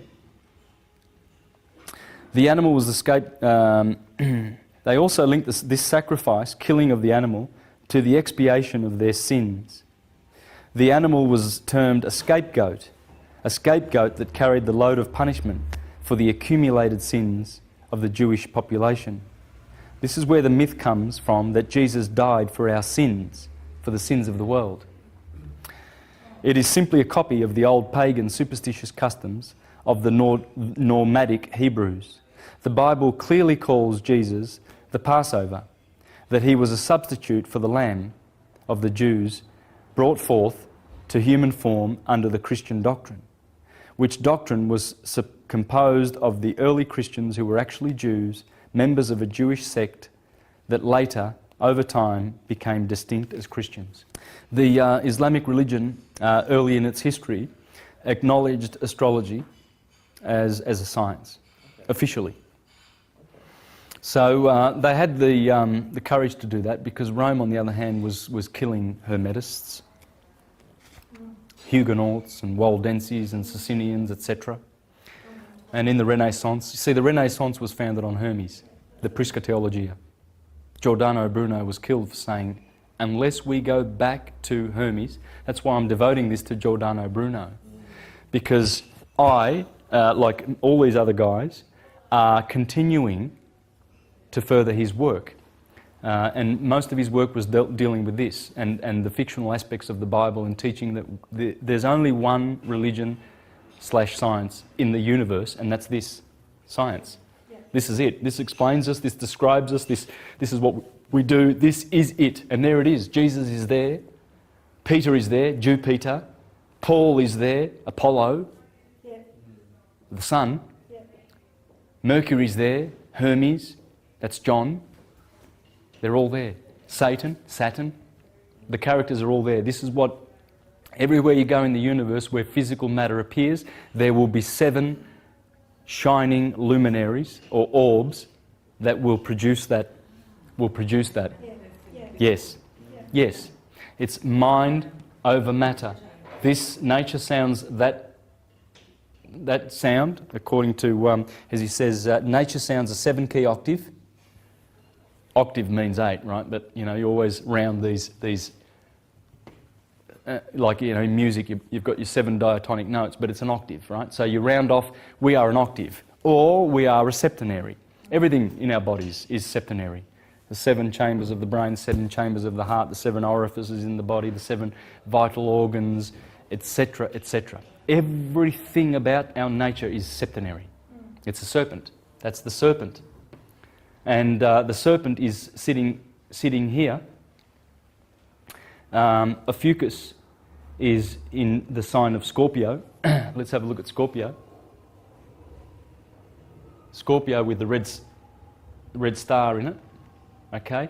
There is Ophiuchus, the serpent bearer. So Ophiuchus, what he does, he's carrying the serpent, and the serpent's head is right next to the scales of Libra. You see, we saw that before, right? And the serpent is saying to the woman, and Bootes, her husband, is Adam, this is Eve, Virgo. It's saying to her, eat from the tree of the knowledge of good and evil. This is the good, this is the evil. And the scales are denoting that, because once the sun goes through these signs, it comes to a point where it has to flip over its polarity. It's given an electric summer, but now it has to change its nature. And it must flip that polarity and produce a winter. So it tastes from the tree of good and evil. Having tasted good, now it must have evil. And that's the serpent that is at the tree deceiving the woman, because she eats from it first. Bootes follows. So let's have a look at the 4 horsemen, shall we, of the apocalypse. The white horse symbolises the vernal equinox. The red horse symbolises the autumnal equinox. The black horse, the winter solstice. That's where black Saturn is. And the pale horse, or green, symbolises the summer solstice. You see, green and lush is that horseman of the apocalypse, that cardinal point. And as those, you see, the sun is always depicted being transported around with 4 horses. Okay, 4 seasons, 4 horses, 4 cardinal points. And as they go around, they have different natures and different qualities. Of course, these are very similar, the equinoxes, right? Spring and autumn are very similar, but summer and winter, big difference. Okay? White is the colour of the good spirit, and in its mythical aspects correlates astronomically to the vernal equinox. Red, the opposite or opponent counterpart of white in much of the symbolism, and represents the autumnal equinox. Matter is counterbalanced by spirit, just as the autumnal equinox is counterbalanced by the vernal equinox. So the red horse is the autumnal equinox, the controller of the entrance into the infernal regions of the lower hemisphere. Black signifies the darkness of the pit of the lower world, where the sun is shrouded by blackness. Green represents the verdant quality of the summer season, brought in by the summer solstice. The Bible uses the term pale horse, but all of the biblical dictionaries define the term pale as synonymous to the colour green. Now, the riders on the horses, they are different. The riders on the horses, one has a scale, that's Libra. And these are the riders of the horses, okay? The riders of the horses are distinct and separate from the horses in terms of their identity. One reason that other scholars over the years and centuries have failed to interpret this symbolism correctly is that they have blended the individual riders and their assigned horses into single entities, which is an error. The riders of the 4 horses are the zodiacal signs that pass over the stations of the horses. cardinal points. During the day, year, or astrological era that may be targeted by the symbolism. The descriptions of the riders give us sufficient information for their identities. He that sat on the white horse had a bow and a crown, which indicates the sector of Sagittarius. Bow and a crown. With the bow. The bow is Caus Australis. That's the bow in the sector of Sagittarius. And the crown is Corona Australis. Remember we spoke about Corona Borealis in Libra, the crown of thorns? Well, this is Corona Australis of that sector. He that sat on the red horse is described as a killer and a disruptor of peace, which indicates the killer scorpion that carries the sting of death, whose venom ushers in the sorrow and misery of the winter season, as the sun dips below the equinoxes, into the sector of Scorpio. He that sat on the black horse carried balances in his hand, which of course is the scales of Libra. He that sat on the pale green horse was called Death, and the governor of hell, which is of course Saturn in Capricorn, the well-known goat devil of the zodiac. And of course this corresponds with the dragon that drew a third part of the stars of heaven. Have you ever heard of that in Revelation?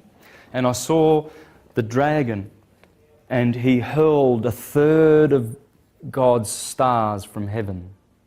Right? Well, the constellation of Draco is in Sagittarius, but it goes from Virgo all the way down to Scorpio. That's exactly a third, 120 degrees of arc is occupied by Draco on the northern throne. It's a big constellation in the north. We can't see it, but it's up there where the Big Dipper is and all that. And Draco controls the North Pole. He gets about 3 stars to sit on the North Pole during the 24,000-year precessional cycle. So he's basically the boss, right? And when Draco goes down, in other words, from Virgo downwards, this is the sign of betrayal, Virgo, the dragon hurls a third of God's angels down to the earth. We are told by these verses of the Bible that the dragon's tail drew a third of the stars of heaven. This symbolism points directly to the zodiacal signs Libra, Scorpio, Sagittarius and Capricorn, which are situated right in the fold of the dragon's tail. I have explained conclusively in Book 4, he's got his 5 books here, that the dragon of the apocalyptic heavens of the Bible symbolises the constellation Draconis with the stellar symbolism. The tail of the biblical dragon of the heavens in the Bible is synonymous to the tail of the cosmic dragon, which is in fact the constellation Draconis.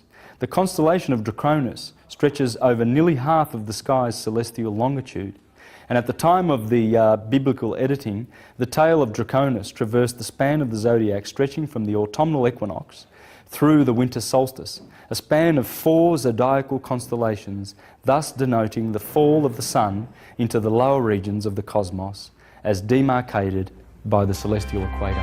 Now, the concept of the stars telling the true story in the sky, the gospel, is not foreign to the Christians. Here are some books that were written basically by churchgoers, right? I'm talking Joseph Cease. This guy's quoted a lot. I mean, he wrote this book in late 1800s, I'm pretty sure. And The Gospel in the Stars. Now, interesting thing about all these books I'm going to show you, written by pretty much churchgoers, who are trying to, because they cannot deny the astrotheology, it's there. It's in the Bible. It's right there. You know, Jesus has 12, Jacob has 12. I mean, here's a passage in Revelation. Revelations 21:12 to 14 says, talking about holy Jerusalem, it says, it had a wall great and high, and had 12 gates. And at the 12 gates, 12 angels, and the names written thereon, which are the names of the 12 tribes of Israel, the children of Israel. On the east, 3 gates. On the north, 3 gates. On the south, 3 gates. And the west, 3 gates. And the wall of the city had 12 foundations. That's the city. And in them the names of the 12 apostles of the Lamb, the ruler of them all, the Lamb, because the Son is always called the Lamb. Or it is called the Fisher of Men, the Rock, the Twin, the Scapegoat of Israel, the Lion of the tribe of Israel, Aquarius, the Son of Man. So, can't deny it. So what they do is then they sort of reclaim the story. And but the thing is, they've all pretty much failed to understand the way it goes, because they all start, all of these, they all start with the sign of Virgo, assuming that Virgo, as I told you before, the story about Ophiuchus and serpent's caput, the head of the serpent, is right there next to the tree of the knowledge of good and evil, and there he is seducing the woman to eat from the fruit. Well, they've assumed that the Garden of Eden was here, you see, and then the fall, and we've fallen, and so they've gone around this way, around the gospel, and Francis Rolleston did the same thing, contemporary. Here's one, God's voice in the stars, zodiac signs and Bible truth. This one's called Gospel in the Stars, and this one's called Mazzaroth, Job 38:32. Canst thou tell Mazzaroth? God says to Job, he says, can you, do you know the Mazzaroth, the zodiac? Why would God be asking anyone that when the Bible says that astrology is from the devil? Well, because when you know the wheel and how it pans out with Adam Kadmon, the man in the sky, you see, we are made in the image of God. Right? The Elohim, they say, let us make man in our image. That's the image. 48 constellations. 48 constellations go in your body. The ecliptic runs straight through the centre. Aries in the head, Pisces in the feet. The 2 hands, arms are the twins.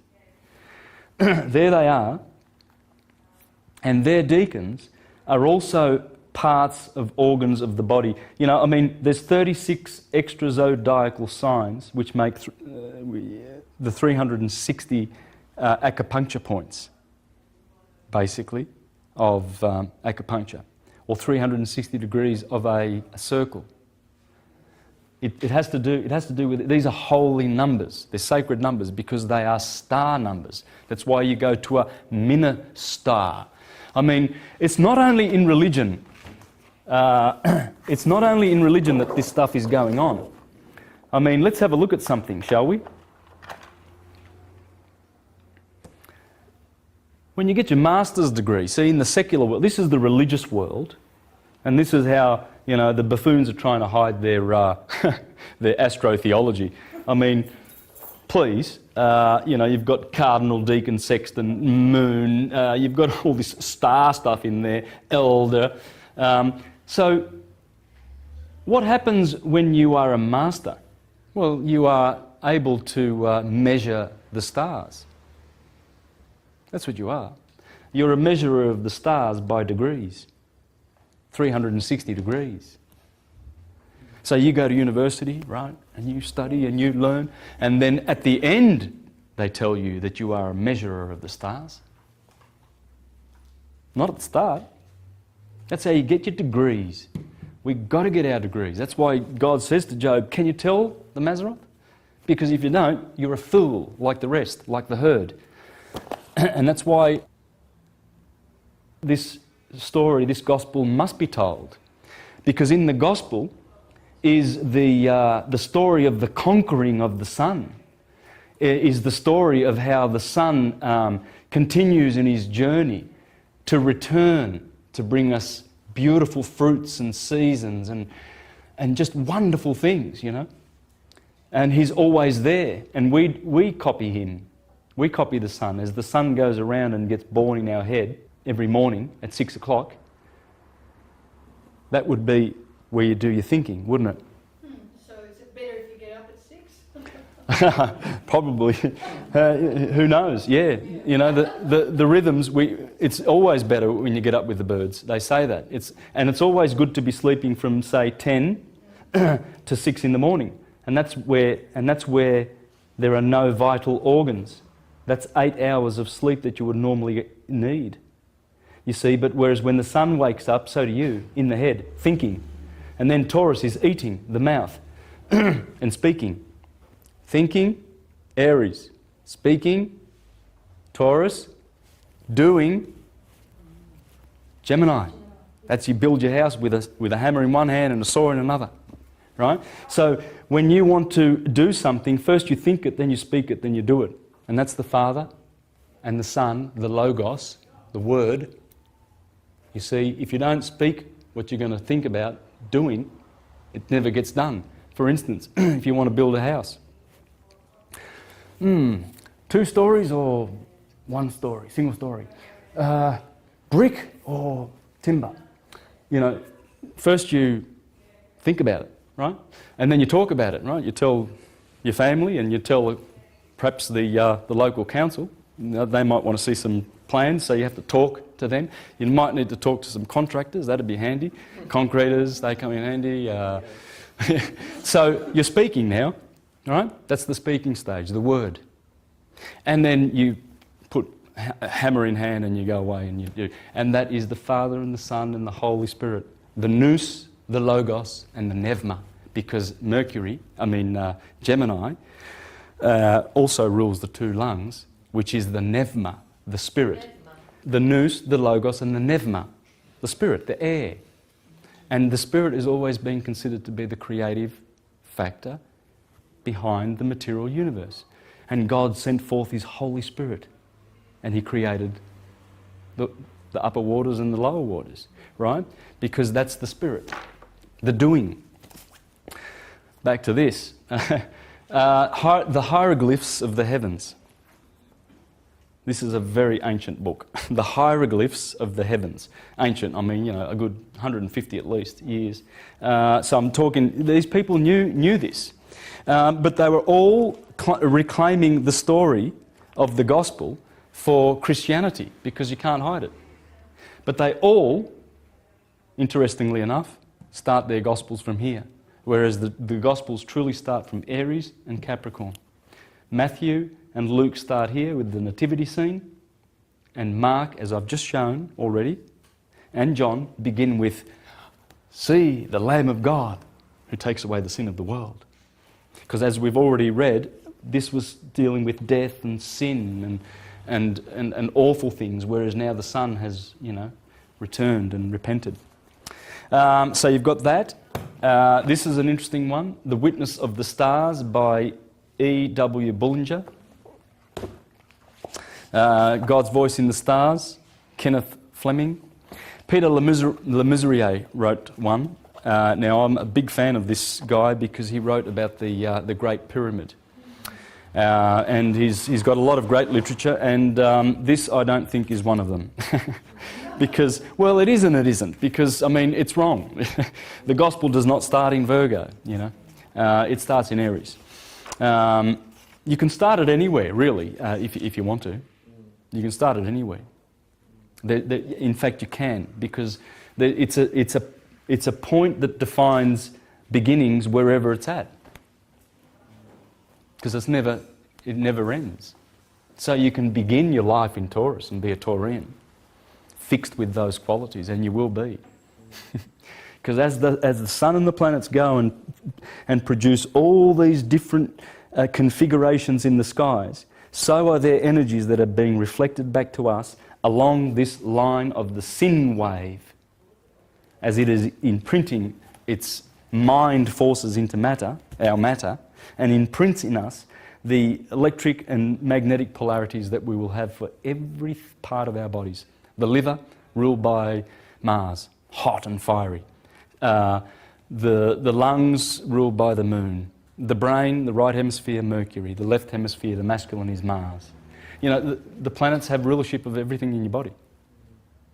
Well, you can deny that if you think it's from the devil. Well, go ahead and deny it. And then you will never understand the science and what it means to have Mars in your liver, or the sun in your liver, or to give thanks for the tasty fruits that are given to us by Jupiter, because that's what Jupiter does. Al-Biruni explained that everything's sweet.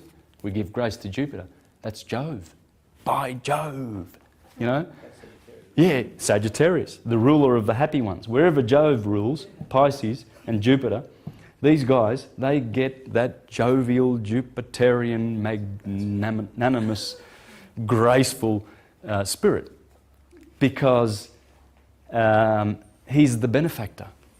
He's the greater benefic. Venus is the lesser benefic. So Venus is always there, all right? We're going to see these characters. I'm going to show you some amazing things. So Peter Le Mesurier, the procession of the ages, he called that.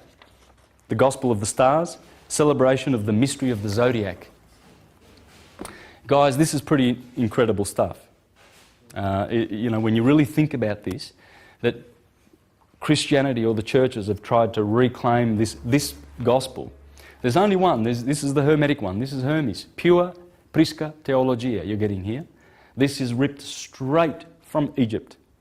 This is how it was made, the science. It shall never change, regardless of the precession of the equinoxes and the fact that the powerful equinoxes here. And in fact, this is how powerful these cardinal points are, that they have named the equinoxes to be the point in which the sun, when the sun is at this point, the sign behind it is the sign of the age we're in.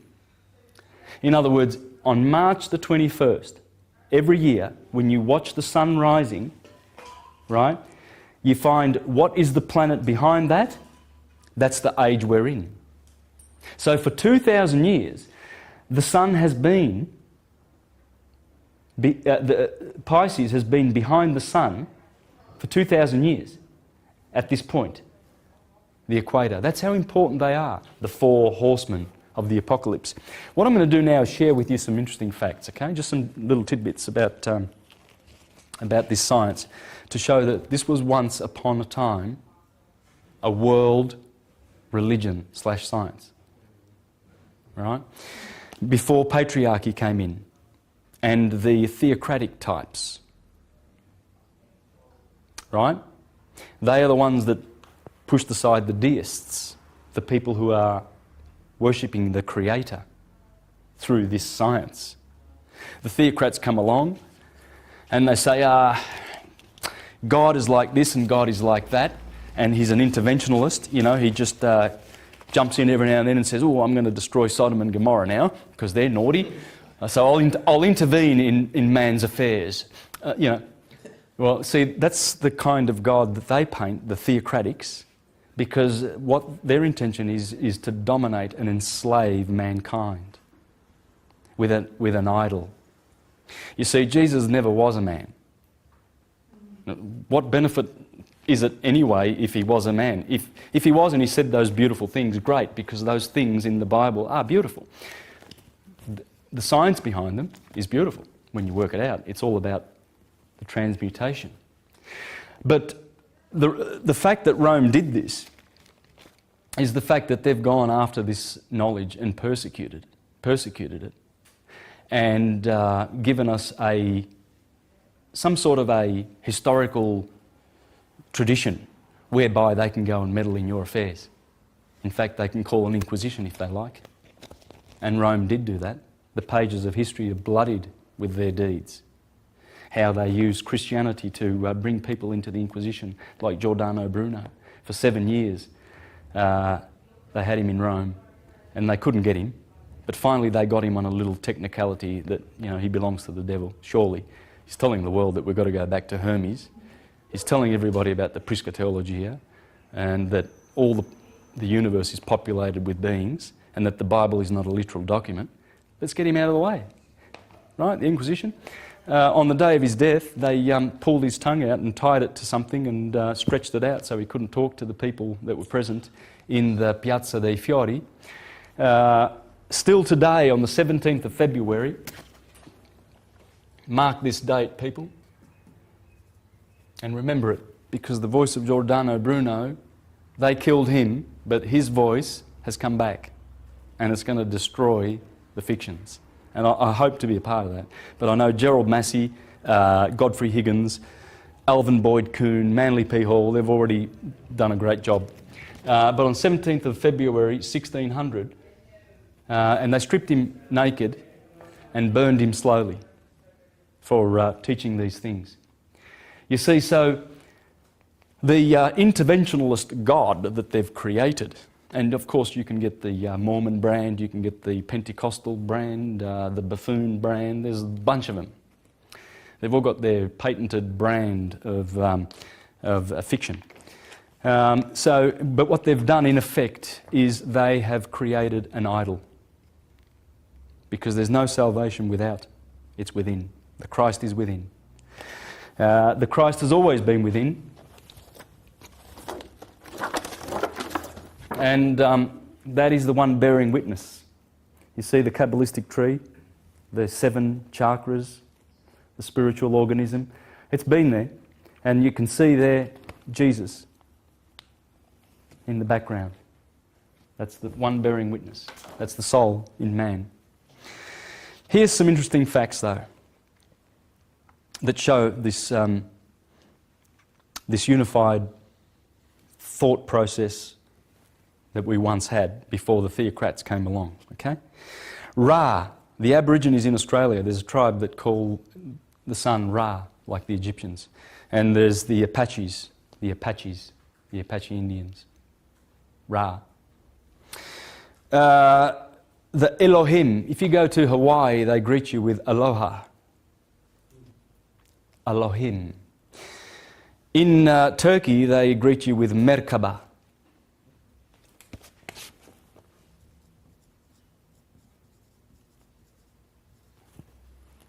Male, a female male vessel. That's the Merkaba, the star tetrahedron in your body, the Star of David. Okay. That one in a star, 2 of them, okay? The tetrahedron, tetra meaning 4. Kabbalah, same thing, okay? And this is an Egyptian word, but they greet you in Turkey. They say merhaba, like that, right? The Hopi word for the sun is the Tibetan word for the moon, and vice versa. Because they're opposite each other. That's what the Hopi Indians say. They know that. They know that in Tibet, their sun is the moon and the moon is the sun, respective words. Revelation 11:8 says that Jesus Christ was crucified in Egypt. Egypt? No, he wasn't. He was crucified in Jerusalem. No, Revelation 11:8 says that he was crucified in Egypt. Well, this is Egypt. Everything below the kidneys, according to the occultists, was called Egypt. It's red. It's infrared. See, the bottom chakra is red. It's infrared. It's infernal. Whereas the indigo chakra is ultraviolet, or the violet chakra. Ultraviolet, yeah? That's where the love is.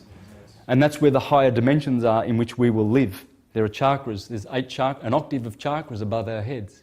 And that's the astral world where we go. And in the 4th one above the head, we reunite with our soulmates. Okay, in order to understand that, there's a book here, a chapter in this book. This is probably the biggest consciousness expander that you will ever bump into on the planet. This is all about this. That's where I got it from. Thomas H. Burgoyne.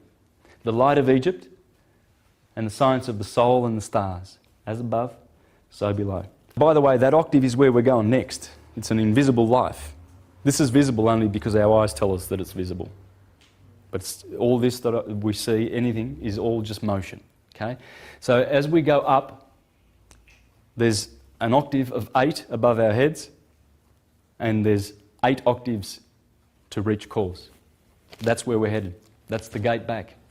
As the Jews call it, as we descend down the word, the worlds, there's the Adam Kadmon and the 4 emanations of Kabbalah. You have Atzula, you have Beriah, you have Yetzirah and Asaya, the 4 worlds. And as you climb down Jacob's ladder, there's 125 steps. And then you've got another 125 to go back up. Where are we? Well, that's up to us. It's up to our decisions and how we live our lives. But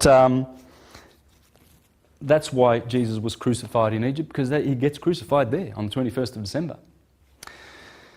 On the solstice. It's interesting because that's where Jesus gets crucified, but he also is born on the 25th of December, right?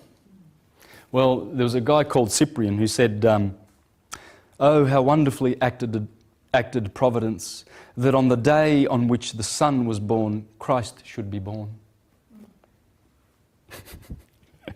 You know. But then you get the Jehovah's Witnesses who say, "Yeah, but the Bible doesn't say he was born on the 25th, and no one knows when he was born." Yes, that's right. But the point is, when you apply all of the Christian theology and all of their conceived notions and ideas and put it onto that, then you get the origin of it. It's there. You see, and look, when you draw this circle and you put the cardinal points in, that's actually the sign. That's the glyph in astrology for the Earth, right? There it is, that's the Earth. The Sun is that. That dot, and the sign of multiplication and addition, and the sign of division and subtraction, right? They're all in there. This is Earth, as I've already said, because it adds. Where did your bodies come from? The womb of your mother. Because the mother is the matter. The father provides a little egg called a sperm. That's invisible. That's the spirit. But once they meet in the womb and the 2 eggs unite, then they double and then quadruple, and then they make the Star of David tetrahedron, star tetrahedron, and then I think that's the last division before it just all those original 8 cells, according to Drumbelow Melchizedek. Those original 8 are in the centre of our body and are the original cells that we kept from our mother's womb, and they make the star tetrahedron. The Merkaba has its centre in there, and that's what's causing our Merkaba spin, right?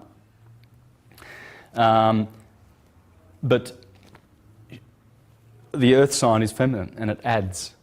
This is water and it multiplies. Water is generation, Scorpio, the generative area, the moon. And the male signs dividing or subtracting and division. And that's the sun, the dot. All these express the science of what we're up against. Now, to understand that better, all of this, Alvin Boyd Kuhn, the esoteric structure of the alphabet, and it talks about this. Let me press forward. Now, a lot of people say, "Oh, but this is only in English. Can't do it in Italian." Oh, yes, you can. I can do it because I speak Italian. There's more connections in Italian, but you just lose all the thing. But I've already mentioned the word bello. It comes from el, Baal, because if you're as good looking as Baal, the sun in his splendor, of course you're bello. And the Spanish article for the male article, definite article, el. And in Italian it's il. In French it's le. Right? It's the same thing. It's el, it's the sun. And la, like would be in French, Italian and Spanish, is la. That would be luna. Yeah. That's what the Elohim mean. El is masculine, Eloha is feminine, and the M is plural. Male, feminine gods. Saturn is a boy, Jupiter is a boy, Mars, a boy, the sun. They're all the top boys, all right? And the feminine ones are below in the sub-solar world. Okay, let's have a look at some characters that turn up in the Gospels, right? When the sun comes through Libra and gets judged, we've already discussed that. And so the betrayal happens, okay? That's the same as Delilah betraying Samson. Delilah means the door to darkness. Layla meaning the night, I think. Yeah, the night. So Delilah is like door to the darkness because she's always there. She rules 4 to 6 every day. So she's the door to the darkness. She betrays the sun because she says, "Whit, you're going to go down. You're going to get judged by the Philistines." She betrays Samson. Of course, Samson has 7 rays, 7 locks of hair, and they cut his 7. Again, the number 7 keeps turning up. Interesting, no? Because the sun is the 7-rayed God, according to Proclus. And that's what they always called him, the 7-rayed God, because he has his 7 helpers, doesn't he? So Jesus gets betrayed by Judas Iscariot, okay? The sign of Scorpio looks like this. What would that be in the alphabet? J. Yeah, beautiful. Judas Iscariot. So when the sun, and Antares, the red one, is right here, okay? I've pointed that out. When the sun goes down below here, and it's like Adam and Eve ate from the tree of good of knowledge, so God gave them garments, right? Well, that's what you do when you go down to winter. You need garments, otherwise you freeze. But Jesus, he gets betrayed by J, Scorpio. Scorpio, the November month. That's the betrayer of the sun. He's always ready to grab the sun and backbite him, as the sun falls in the fall months. And he does that with the kiss of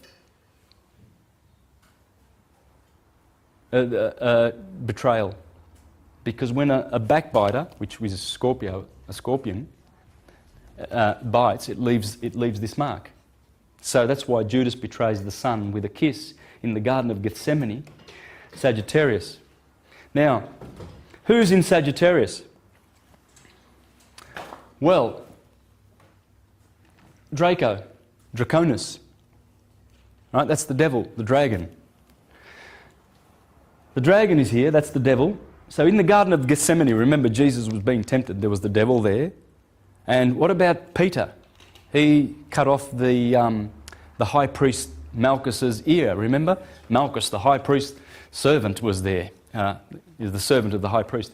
Peter grabs a sword and cuts it off, and then Jesus grabs it and sticks it back on again. Well, Malchus means the king, right? So Malchus is Mal. Remember what I said about El, Al, El, all of that in the Jewish works. We're talking about the sun. So the arrow of Sagittarius, Sagittarius is ruled by Jupiter. That's where the Apostle Peter comes in. All the characters are there. There's the Garden of Gethsemane. Draco, the devil. Peter with his sword, who cuts off the ear. This would be considered an ear. Cuts off the ear of Malchus. Malchus is the king. In the Garden of Gethsemane, after Judas betrayed the sun for 30 pieces of silver. 30 pieces of silver. That's the moon's silver, because it takes 30 days to traverse a sign, right? The sun. Because 30 pieces of silver are worth about 13 cents. Check it out. It was worth nothing. So you see, these are not physical events. These are events in the sky, the gospel. Have a look at this picture here. The Vesica Pisces. There's the Virgin Mary. Remember the two eggs that unite? That is the vagina. Okay? That's why Mary looks like that. Take note. Look carefully. And she is in the Vesica Pisces, because this is where the soul comes into the world. Because when those two eggs unite, they make one egg, right, in the womb. And then they divide. But as they divide, the soul is supposedly, or the spirit is in there. And that's what the Vesica Pisces is teaching. See the 12 stars around the Virgin's head? That's the 12 stars. And there they are, the Alpha and the Omega, the 7 vowels. A, E, I, O, U. That's the Om, the Amun, the Amen. The Alpha is, there's the Greek word for Selene. There's Hermes, Mercury, Hermes. There's Hermes. Hermes, or Irmis, the swift of feet. Quicksilver. Mercury's fast, right? Because he's near the sun and just 88 days, whizzing around, all right? But there's a Selene, anything with a Leni, like Jerusalem or Helen of Troy or Magdalene, it's the moon. Selene, what have we got here? Venus, Aphrodite. And here we've got the I, the letter I.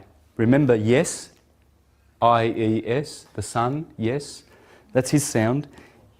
Ilios, or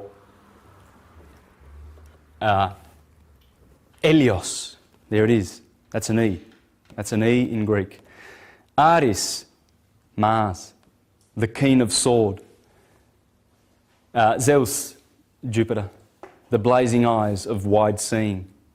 And Chronos, Saturn, the white hair of Hori.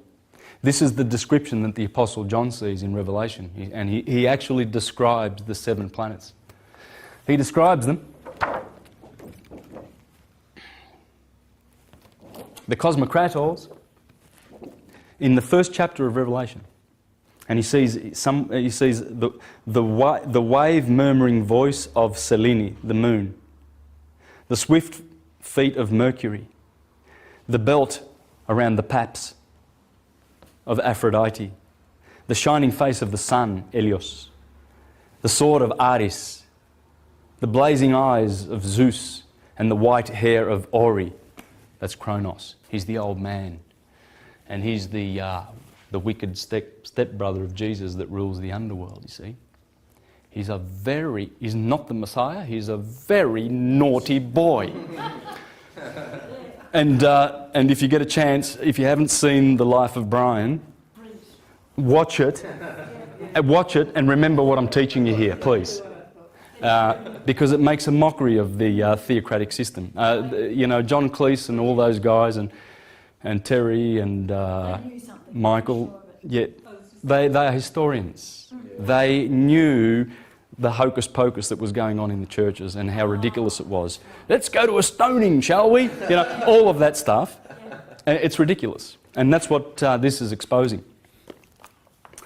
Let's have a look at some astrotheology from Volume 2 of Thomas Burgoyne's Light of Egypt. Volume 1 is the one that I say is got to be read if you want to deepen your knowledge further than this. If you really want to further your knowledge beyond what I'm teaching you, I would really go with Volume 1, Volume 2. Look at the exquisite stuff that comes out of this. Astrotheology. There is one species of divine revelation which has not and cannot be tampered with. One great Bible, which forms the starry original of all Bibles. This sacred Bible is the great astral Bible of the skies. Its chapters are the 12 great signs. Its pages are the innumerable glittering constellations of the heavenly vault. And its characters are the personified ideals of the radiant sun, the silvery moon, the shining planets of our solar sphere.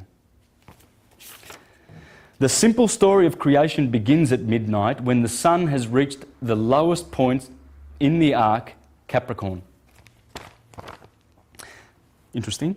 The story, what he's saying is exactly what you just heard, that the story starts here. Well, as I said, Matthew and Luke do start here with the Nativity. All nature then is in a state of coma in the Northern Hemisphere. It is winter time. Solar light and heat are at the lowest ebb, and the various appearances of motion, etc., are the sun's passage from Capricorn to Pisces, 60 degrees. And from Pisces to Aries, 30 degrees, marking 90 degrees or one quadrant of the circle. Then begin, in real earnest, the creative powers. It is springtime. The 6 days are the 6 signs of the Northern Arc. That's the Northern Arc. That's what's called the Northern Arc. That's the Jewish menorah. The sun's always at the top. Moon, Mercury. Moon, Mars. Well, anyway, it goes like this. Sunday, Monday, Tuesday, Wednesday, Thursday, Friday, Saturday. Saturn's always over here. The moon's over here. The Alpha and the Omega. Remember, the moon is the Alpha, and Saturn, the very naughty boy, is the Omega. He's the end, because he's got the scythe, and he's the end of the cycle. As you come in through the moon, Alpha, you go back through the Omega, and he's got the scythe to do the cropping, the harvesting of souls. The 6 days are the 6 signs of the Northern Arc, beginning with the disruptive Aries, then in their order, Taurus, Gemini, Cancer, Leo, Virgo, then Libra, the 7th day, and the 7th sign, whose first point is opposite Aries and is the opposite point of the sphere, the point of equilibrium, equal day and equal night. It is autumn.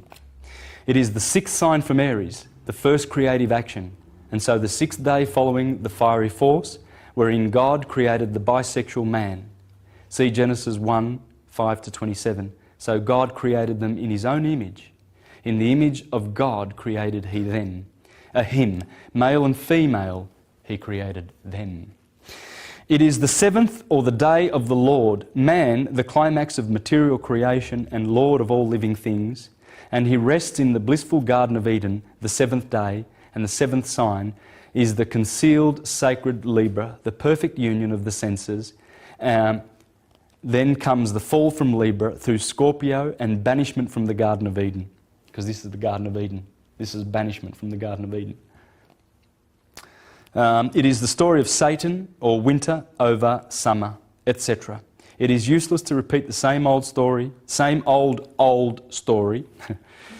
Put 2 olds in there. The yearly journey of the sun around the constellated dial of deity is the astrobasis of all primitive cosmology. Hermes Trismegistus. If you want to see the origin of the Gospels, read this. Okay, this is the divine Pymander. Pymander is the mind of God. It's the space, right? That's the mind over the matter.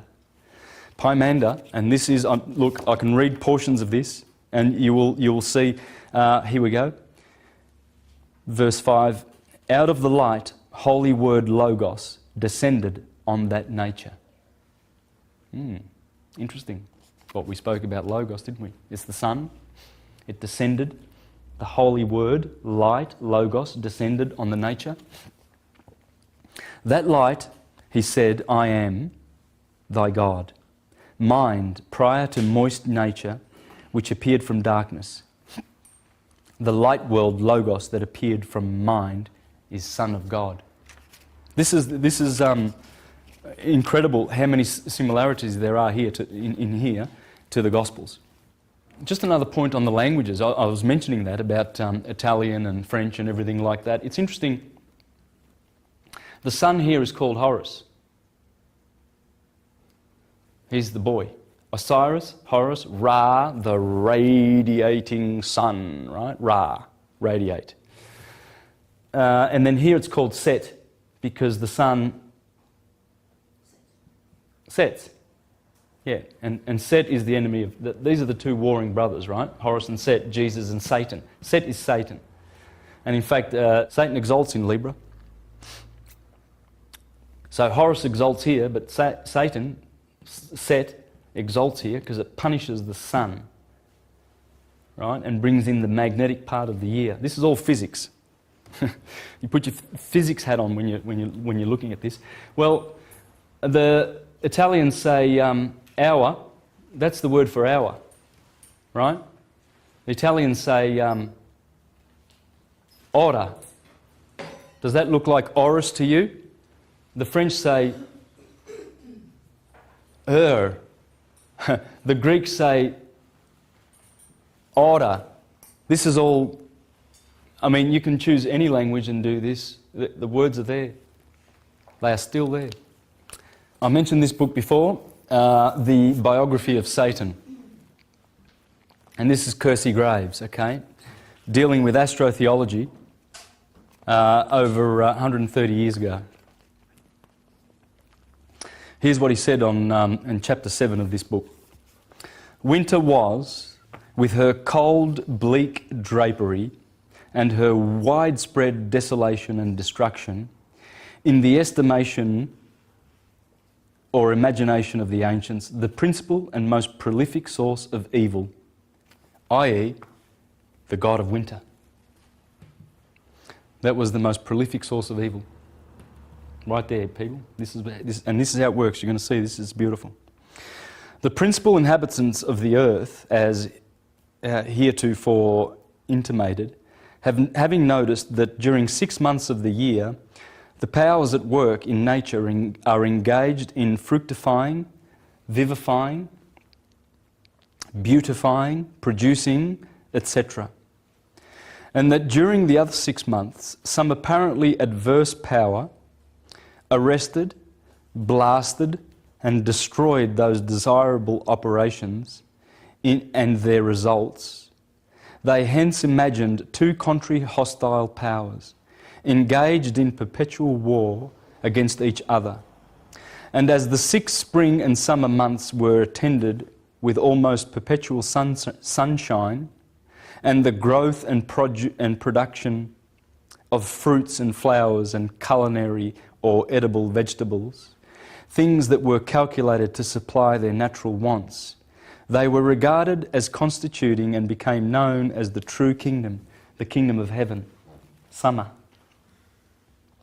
While the winter months were denominated the kingdom of darkness, winter. The former was also called the kingdom of the sun, or God who dwelt in the sun. This imagery entrance to the kingdom, this imaginary entrance to the kingdom, which it was supposed opened to the sun as he left the Tropic of Cancer to travel back to the south, was called the gates of heaven, while the fancied passage through the other tropics constituted the gates of hell. At the first stood the Lamb, the zodiacal sign of spring, to usher in the glorious sun or sun god.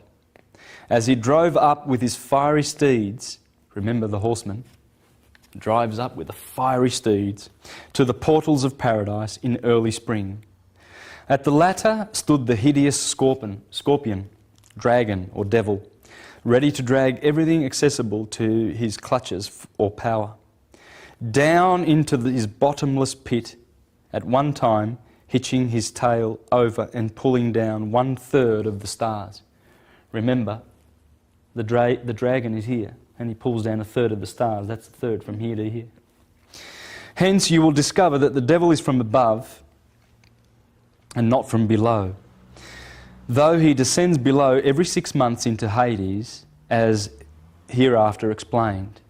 You will find by consulting your almanacs that Aries, the lamb or ram, is the zodiacal or astronomical sign for March and the first spring month. And the scorpion was, through the eagle, though the eagle is now, the sign of October, the first winter month, in the bisectional division of the year. That is, by dividing the year into 2 seasons of 6 months each. St. John speaks of the dragon having power to hurt the 5 months, and astronomically speaking, he does hurt the vegetable production of the 5 principal prolific months of the year with a vengeance. They are the 5 months, these from here, from Scorpion to Pisces. That's the 5 months that the dragon has power to hurt in Revelation. And St. John's monster with the 7 heads and 10 horns may find a solution in astronomy or astrotheology by assuming the 7 heads to be the 7 summer months, as some nations divided the year in this way, and duplicating the 5 winter months for the horns. And then the story of the dragon pursuing, again, you see the 7 summer months, the 7 white notes of the piano and the 5 black notes of the piano. There's always this 7-5 going on. Okay? How easy it is to imagine then, by observing in the almanac, that the dragon or scorpion, the same thing, is the next sign after the Virgin.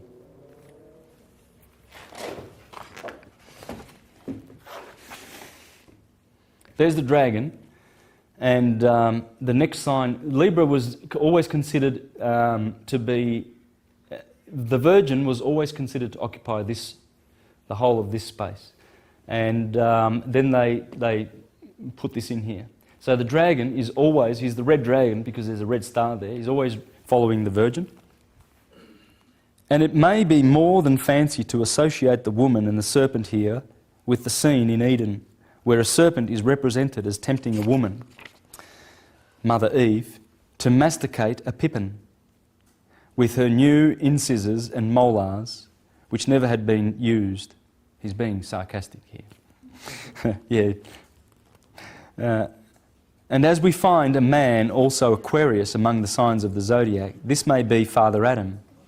For it is more agreeable, not to say honourable, to fancy or conceive of our first parents being formed among the stars than in a mud hole, according as the Lord said unto Moses. The prophet Daniel speaks of a great contest between a ram and a goat.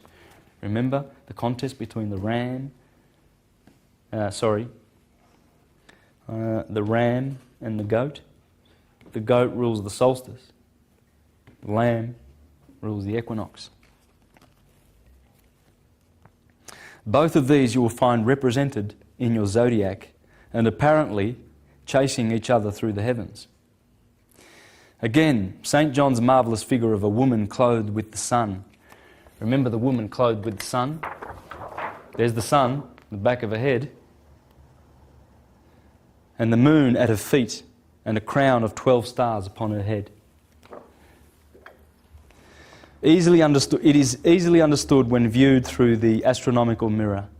More appropriately, may the astronomical virgin woman be said to be clothed with the sun than could be said of any other 12 of the other 12 signs of the zodiac, judging from her situation among the signs and her relative position to the sun.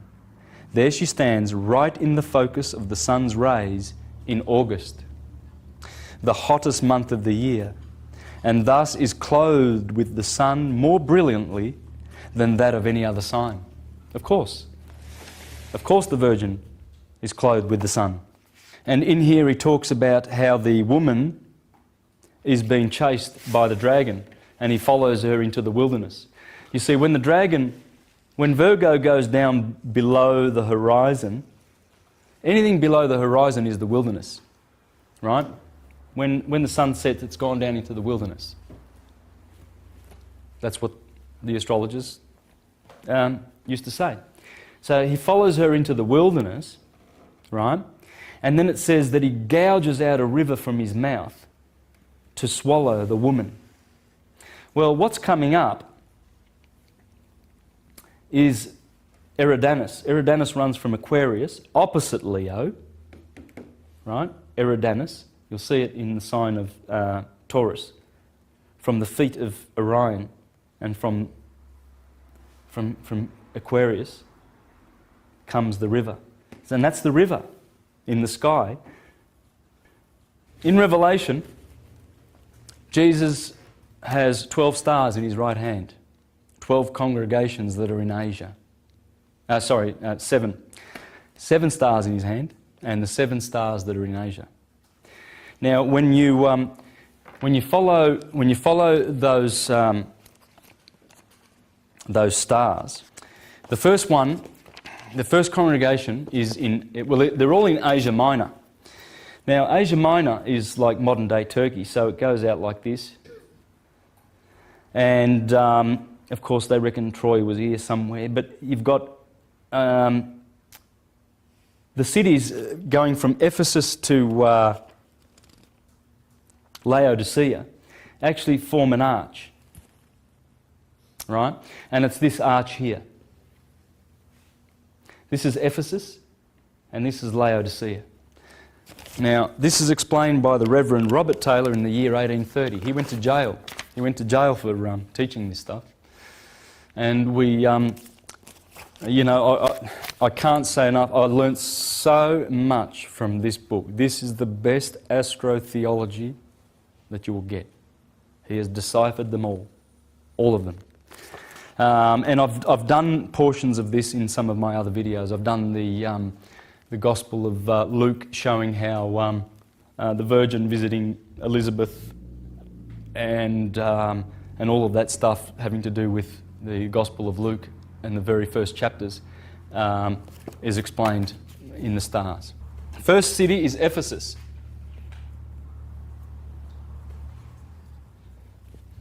That's the word for Jesus, Jesus.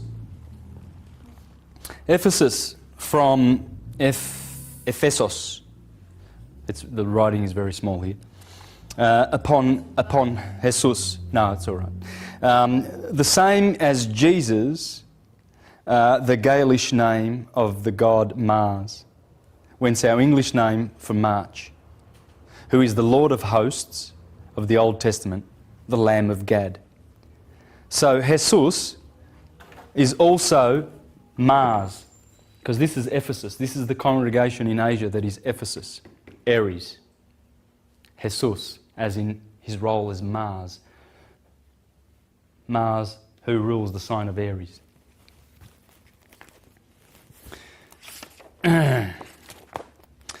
Now, the second church is Thyatira.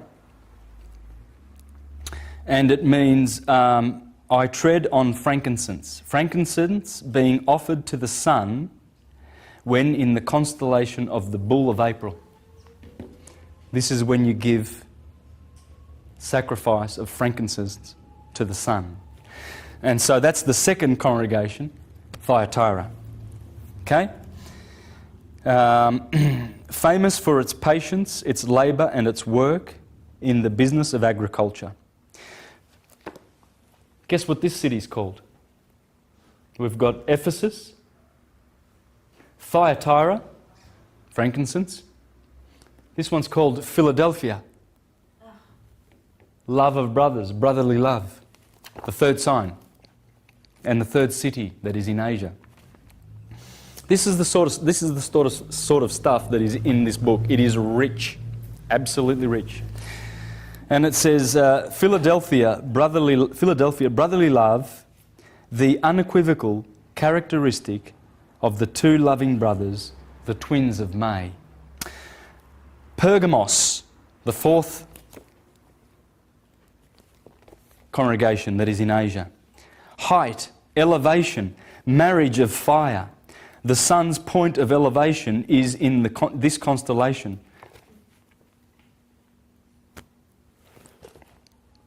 Which dwelleth where Satan's seat is. The Hydra's head, being as you see on the celestial globe, immediately under this church, which is Cancer, the crab of June, whose name is Thomas, who in the gospel allegory was but a crabbed sort of fellow and half a mind to go back again. Because the crab has to go back again, right? So this is the Pergamos, the height. Pergamos means the height, the elevation. The fifth congregation that is in Asia is Sardis. Sardis means the rock, the stone or pillar, and dis means God. So afterward passing into the Coptic or ancient Phoenician word Elion.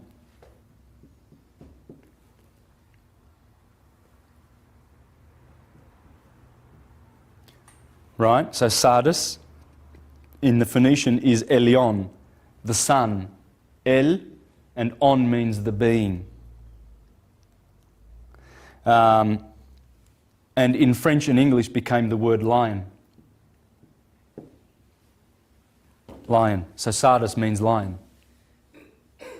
Right? Smyrna, the sixth. Smyrna. Is this Smyrna? Myrna would probably have to do with Mary. Yeah? Isis Mary. So it says, the word signifying a bundle of myrrh, Smyrna.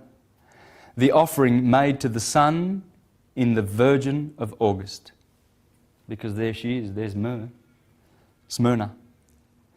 Having reference to the fragrant posy which she holds in her hand, and to the milk pail of the hand of the Isis Omnia of Egypt.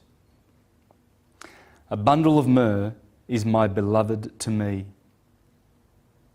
That's what the Christ says to this church. The seventh congregation, Laodicea. The last of the summer months, that is, of the Asiatic churches, is Laodicea. That word signifying the just or righteous people, living as you see in the scales of justice. Libra, the balance of September, when the weather is neither hot nor cold but lukewarm, for which Christ, who, like Christians, had no notion of justice, threatens, spew it out of his mouth. Because they had lukewarm water in their mouths. He said, he threatened to spew it out of their mouths. This is the lukewarm part of summer, he's saying, and the justice. So you got Ephesus, or Jesus, Jesus in Mars. Thyatira, which is the frankincense offered in this month. Philadelphia, brotherly love. Pergamos, the height. That's the height. The month of the height, the highest. Cancer. Sardis, which is Eleon, the lion. The name Sardis tells you it's the lion. Myrrh and Laodicea. Now I can go on and on and on with these things, and I did mention the word on, on and on.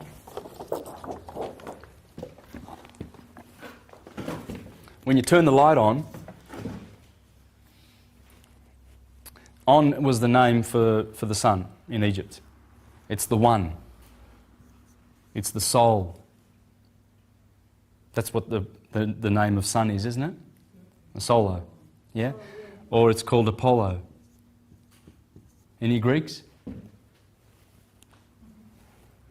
According to Macrobius, Apollo's name is related to the sun. Remember I said he named all those Dionysus, Sabazius, Horus, Pan, Saturn, Jupiter. They're all names for the sun, right? So he's saying here, of course, Apollo, Pollux and Castor. Apollo is up here. Is related to the sun by many different paths of understanding, which I shall pursue in order. Plato writes that the sun was named Apollo as though from apollein tas actinas, that is, from casting his rays, because he is not one of fire's many polon, lowly substances, for the first letter of his name keeps its negative force. So what he's saying is that's the A privative or the A privative, right? When you put, for instance, a Gnostic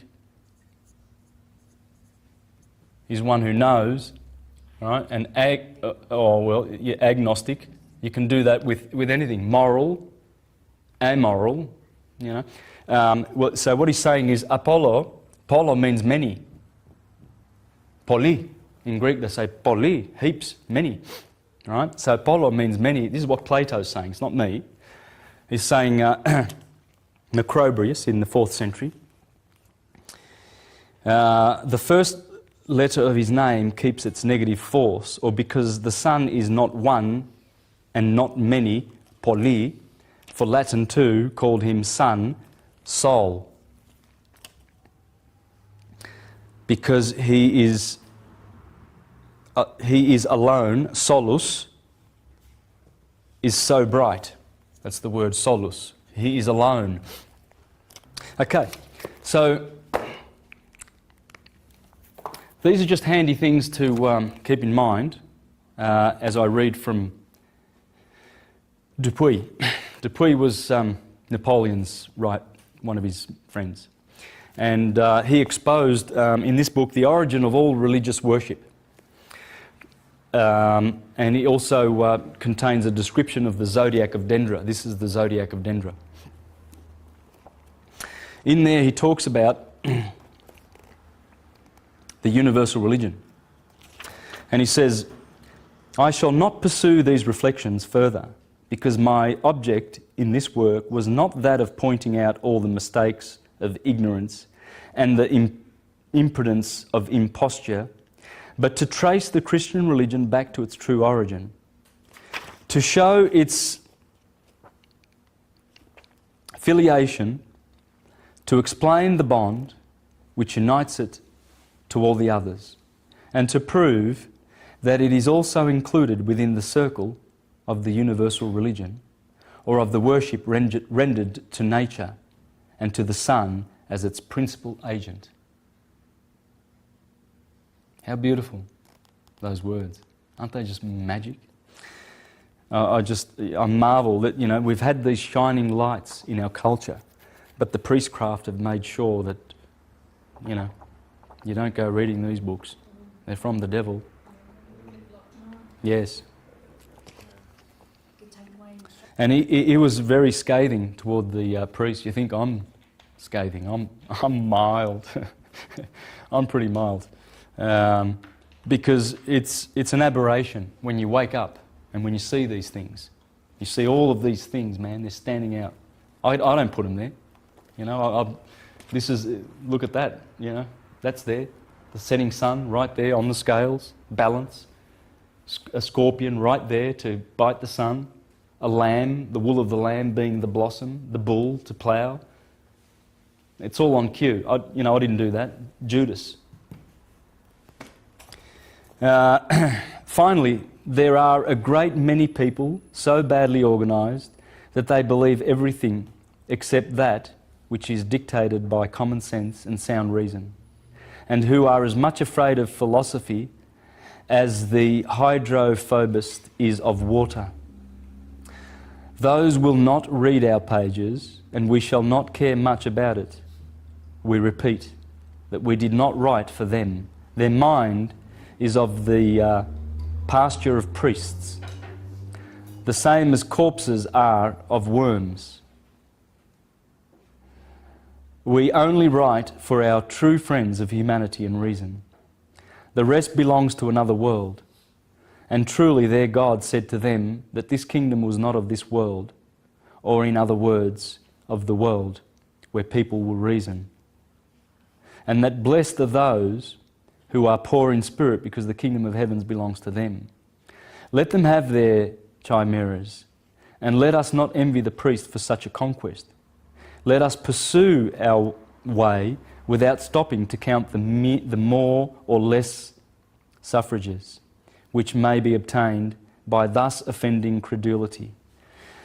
And after having laid bare the sanctuary wherein the priest shuts himself up, let us not expect that he will invite those whom he cheats to read our work. Yeah, they're not going to invite, there's no priest going to say, hey, listen, you want to know about the true Prisca Theology? Read Dupuy. He's done a great job. No, the priest is going to say, I've got some books for you. Oh, he's going to love indoctrinating that. And a lot more too. A lot more than that is he going to serve up to that poor child. They've been exposed. The day for fiction is over.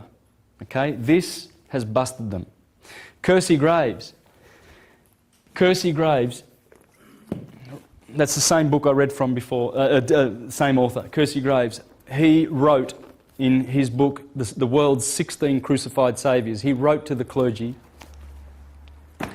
way back then, and he said, your game's over.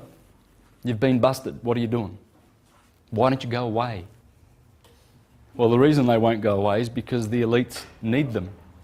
The elites pump a lot of money into the 30,000 fictional Christian religions. They're corporations. They're all doing business.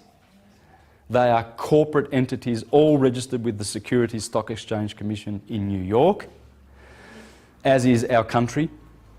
Everything in this country is registered in New York. This is one of the states of New York.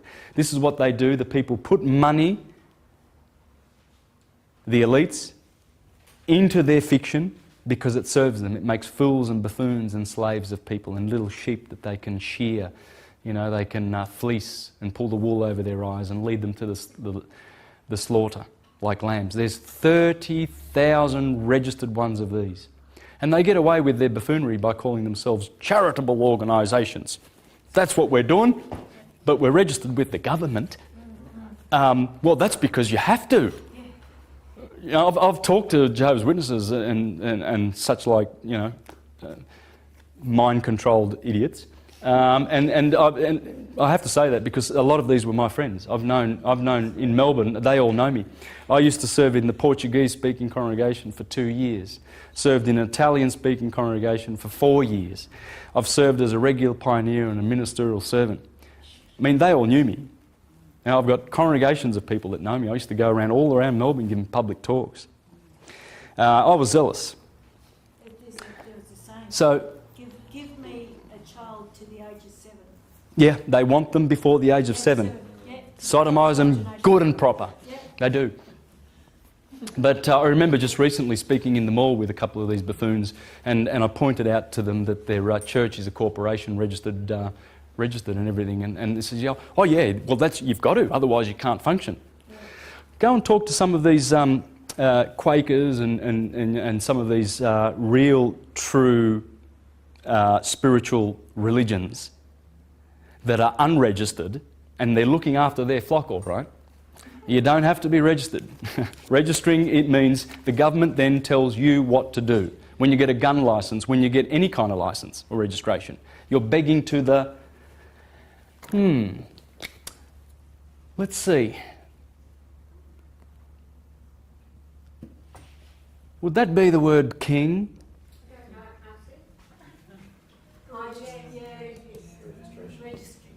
Yeah, so we have to be registered in order, as a corporation, in order to function. In order to steal your frickin' money. That's what it's for. I mean, you look at the Watchtower and Tract Society headquarters, right? Have a look at the mega properties that they've got. They're worth billions. They own a corporation called Rand Cam Corporation. They own 51% shares in it, and that corporation makes military machines. Yeah. That's the Jehovah's Witnesses that come knocking on your door. Hello, we'd like to talk about Jehovah to you and see if you can be brainwashed and mind-controlled like me. That's the time to send them a running. Rand Cam Corporation. Have a look at silentlambs.org. Ex-Jehovah's Witnesses. They were involved in the writing department for 30 years at the headquarters in Brooklyn, and they saw all the pedophilia and all the protecting of pedophiles. Check them out. Check them out. Oh, it's all of them. They are all pedophiles. Yeah. They protect pedophiles because they deal with pedophilia in-house. They don't deal with it. They don't get the cops in. They don't get the law and the justice and say, hey, one of our brothers has just abused this woman's young child and she's, you know, a mother, she's a widow. And look, and grab him. Oh, no. What the Jehovah's Witnesses do is they say, we must protect Jehovah's reputation, brothers. These big old Jehovah's going, don't you dob that pedophile in because my reputation's all on the line here. You know, it's putrid and their fiction is up. It's over. It's all over. For those poor churchgoers that are still going to church to be sodomised and abused and deceived, what the outcome for them is, I don't know. But they will never receive the glorious ascension. Because in order to ascend, people must acknowledge the Christ within. Whilst you make an idol, and Leonardo da Vinci said, I would wish I had the words to censure those who place a man as their God instead of paying the reverence to the Son. Because the Son, see, people don't realise, Christians say, oh, that's the creation. You don't worship the creation. Well, the creation, everything in the creation is conscious. That Son, Solus, he happens to be the Michael, the archangel. It's an entity. The Neoplatonists taught that. There are three sons. Paracelsus taught that. There's the spiritual son, the psychic son, and the physical son. And as the sun's rays come to us, there's certain rays that we can't see. We only see that little thin spectrum. Above that, ultraviolet and infrared, we can't see, but they come from the sun. They nourish our spirituality and our psychic soul. The psychic soul and the spiritual body. But the physical photons, they nourish our physical body. We are nourished in all things. Light partakes of three natures. That's why light is the mediator. That's why Jesus says, I am the light of the world. No one goes to the Father except through me. Because how can the Spirit know the matter if there's not light to shine and to show it? They can't interact. The light is the intermediary. It's the intermediary between the Father and the creation, the waters above and the waters below. See, this is water. Fire is water.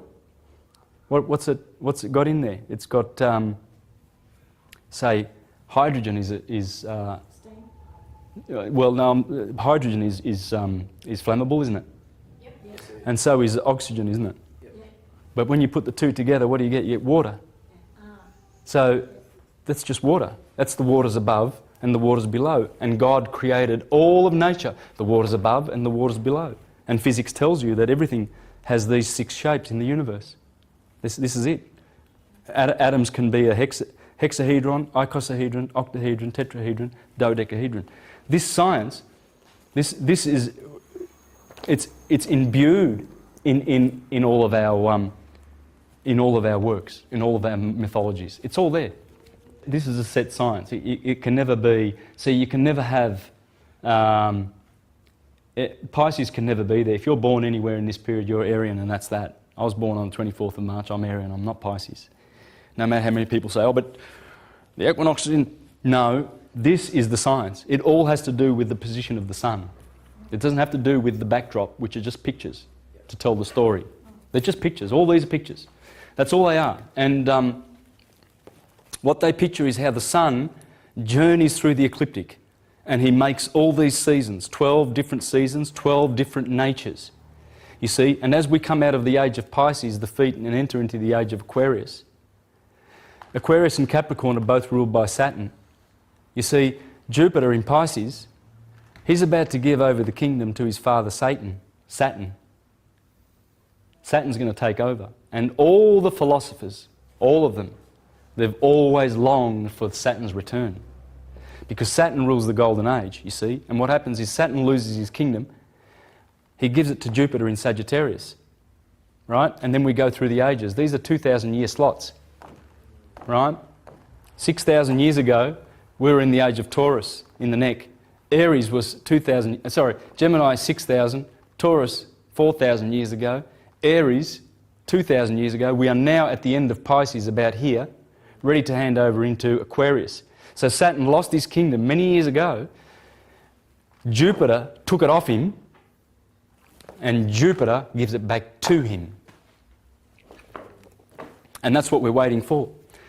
You see, Capricorn, if you go way back, we're in Pisces now, if we go way back to Capricorn when Saturn last ruled, we got a long time before Jupiter gives it back to Saturn in Aquarius. And that's what these guys are talking about. These guys are talking about this science. If you don't understand the science, you're making a fool of yourself and everyone who you attempt to teach. Look, I want to recommend this book, Dealing with the Myths. This is phenomenal. And in here it talks about Samson. Now, Samson is Shimshem, the little son. And of course he gets betrayed by Delilah and he gets killed. You know, he puts his hand on the two pillars and brings down the temple. That's the year. He brings down the year. This is the temple of God, the 12 pillars. He does something very interesting, one of his labours. You know, Hercules does similar labours. He has to kill the Numidian lion, etc. Samson kills the lion, right? Well, Samson does something pretty interesting. He has this wedding, you know, and he invites all his mates, and he's got 30 mates there, and he proposes a riddle. And they said, if you guess the riddle, I'll give you an undergarments, so some underwear. Pretty good. Yeah, new underwear, that's nice. You need that.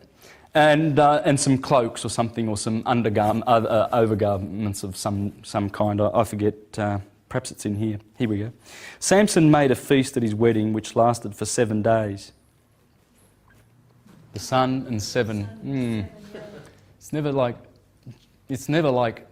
Jesus and his 13 apostles, or King Arthur and his 4 apostles, you know, or 15 tribes of Israel. It doesn't work, right? See, it's already in here. It's got to be 12. The mind of the universe is 12. 12. Dodecahedron. Ether. That's the mind working on the matter. You know? At this feast, there were brought 30 companions. 30.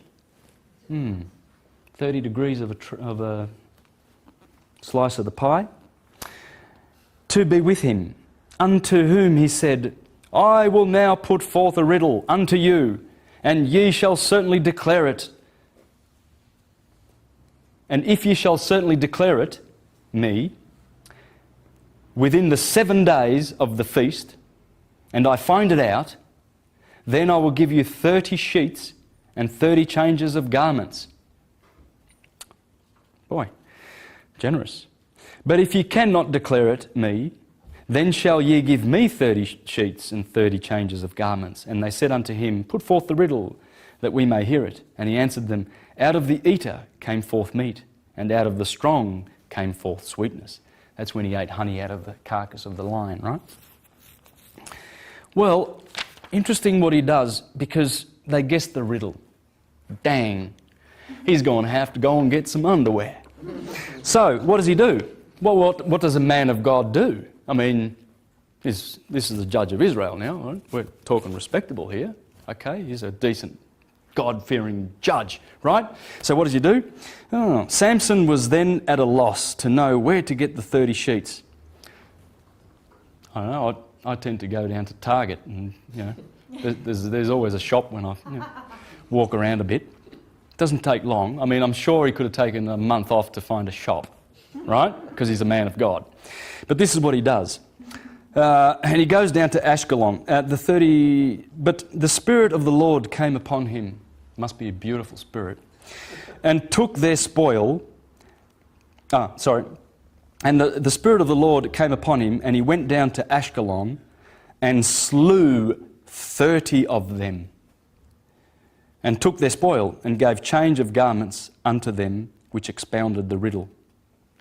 So he backed off with their knickers and Yeah. So he grabs a club and he goes down to Ashkelon, and he finds himself 30 blokes, and he says, right, line up. Yep, line up. Donk, donk, donk, donk, donk. Pulls off their smelly underwear, right? I hope he washed them. Grabs their sheets and takes them back to his buddies and says, as a God-fearing man, I've honoured my promise. There you go. There's your undies. And off he goes. That's what a man of God would do, wouldn't it? So this is what's going on. We're teaching our children these literal stories and horrifying them, rather than teaching them that here's the story, it's not literal, but we're going to teach you the beautiful lesson of it once you master the stories.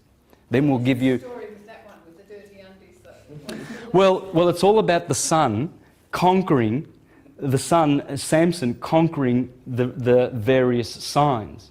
You see, when he kills the lion, that's when he's going through Leo, the sign of Leo. That's in the summer, and the lion is being slaughtered. The blood of the lamb is when the sun goes through March, April, and slays the lamb. And the lamb is given on behalf of the children of Israel and the scapegoat of Israel. These are all symbolisms of the stars, you see, because as those stars come back round all the time, there are 7 heroes in here, okay? Hercules is in there, Ophiuchus is in there, Orion in Taurus, Perseus in Aries, Cephas in Pisces. They're all there, and as they come around every year, you watch for them. Perseus has come up. Right. That means something. And he's always the coming one. That's why Jesus is Jesus, the coming one. Because as those heroes come up, they all represent Jesus. They all represent the Son, because the Son is in them. It's the Son in them that makes them the hero. So when the Son is in Scorpio, he's glorifying Ophiuchus and Hercules. And that is Hercules in the sky. And he's performing his 12 labours. The sun is always labouring as it goes around. It goes through and slays the beasts that it lives with and revitalises the seasons for us. And it's going through our bodies. There's a situation where Samson grabs 300 foxes. That's one of his exploits. And he puts torches on their tail, right? And he lights those torches and he sends them through the field. Well, I wonder what that's all about. Okay, this is interesting, isn't it? And by the way, there was another judge, Gideon, who had 300 men. 300 and 300. I wonder why these numbers keep reappearing, which reminds me, I'll read something interesting from Joseph Atwell's book in a minute. Please do not let me forget that before I close, because this is what it's all about. Joseph Atwell, please find out who invented the literal story of Jesus Christ. Flavius Josephus.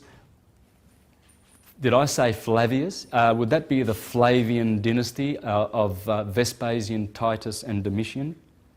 Yes, it would be. They are the people who destroyed Jerusalem, the Caesars of Rome. They created the Jesus story to enslave Rome and all of her conquests.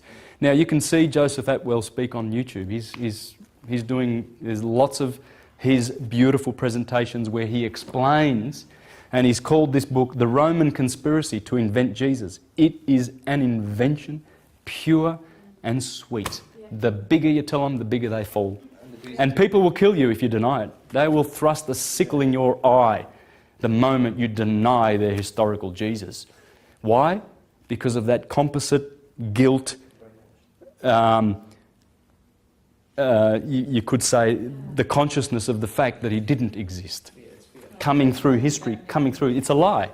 That's why they kill you for it. They will kill you for it because they've got no other defence. They can't say, oh, here's the proof. Hang on, let's go to Tacitus and Suetonius and Josephus and all of these, Pliny the Younger, and give you real proof. Let's go and do that, shall we? Yeah. So what they've done is, rather than giving any proof, they kill you. That's a pretty... Samson did it. Why not? Anyway, I'll just finish this real quickly and then I'll finish that and away we go.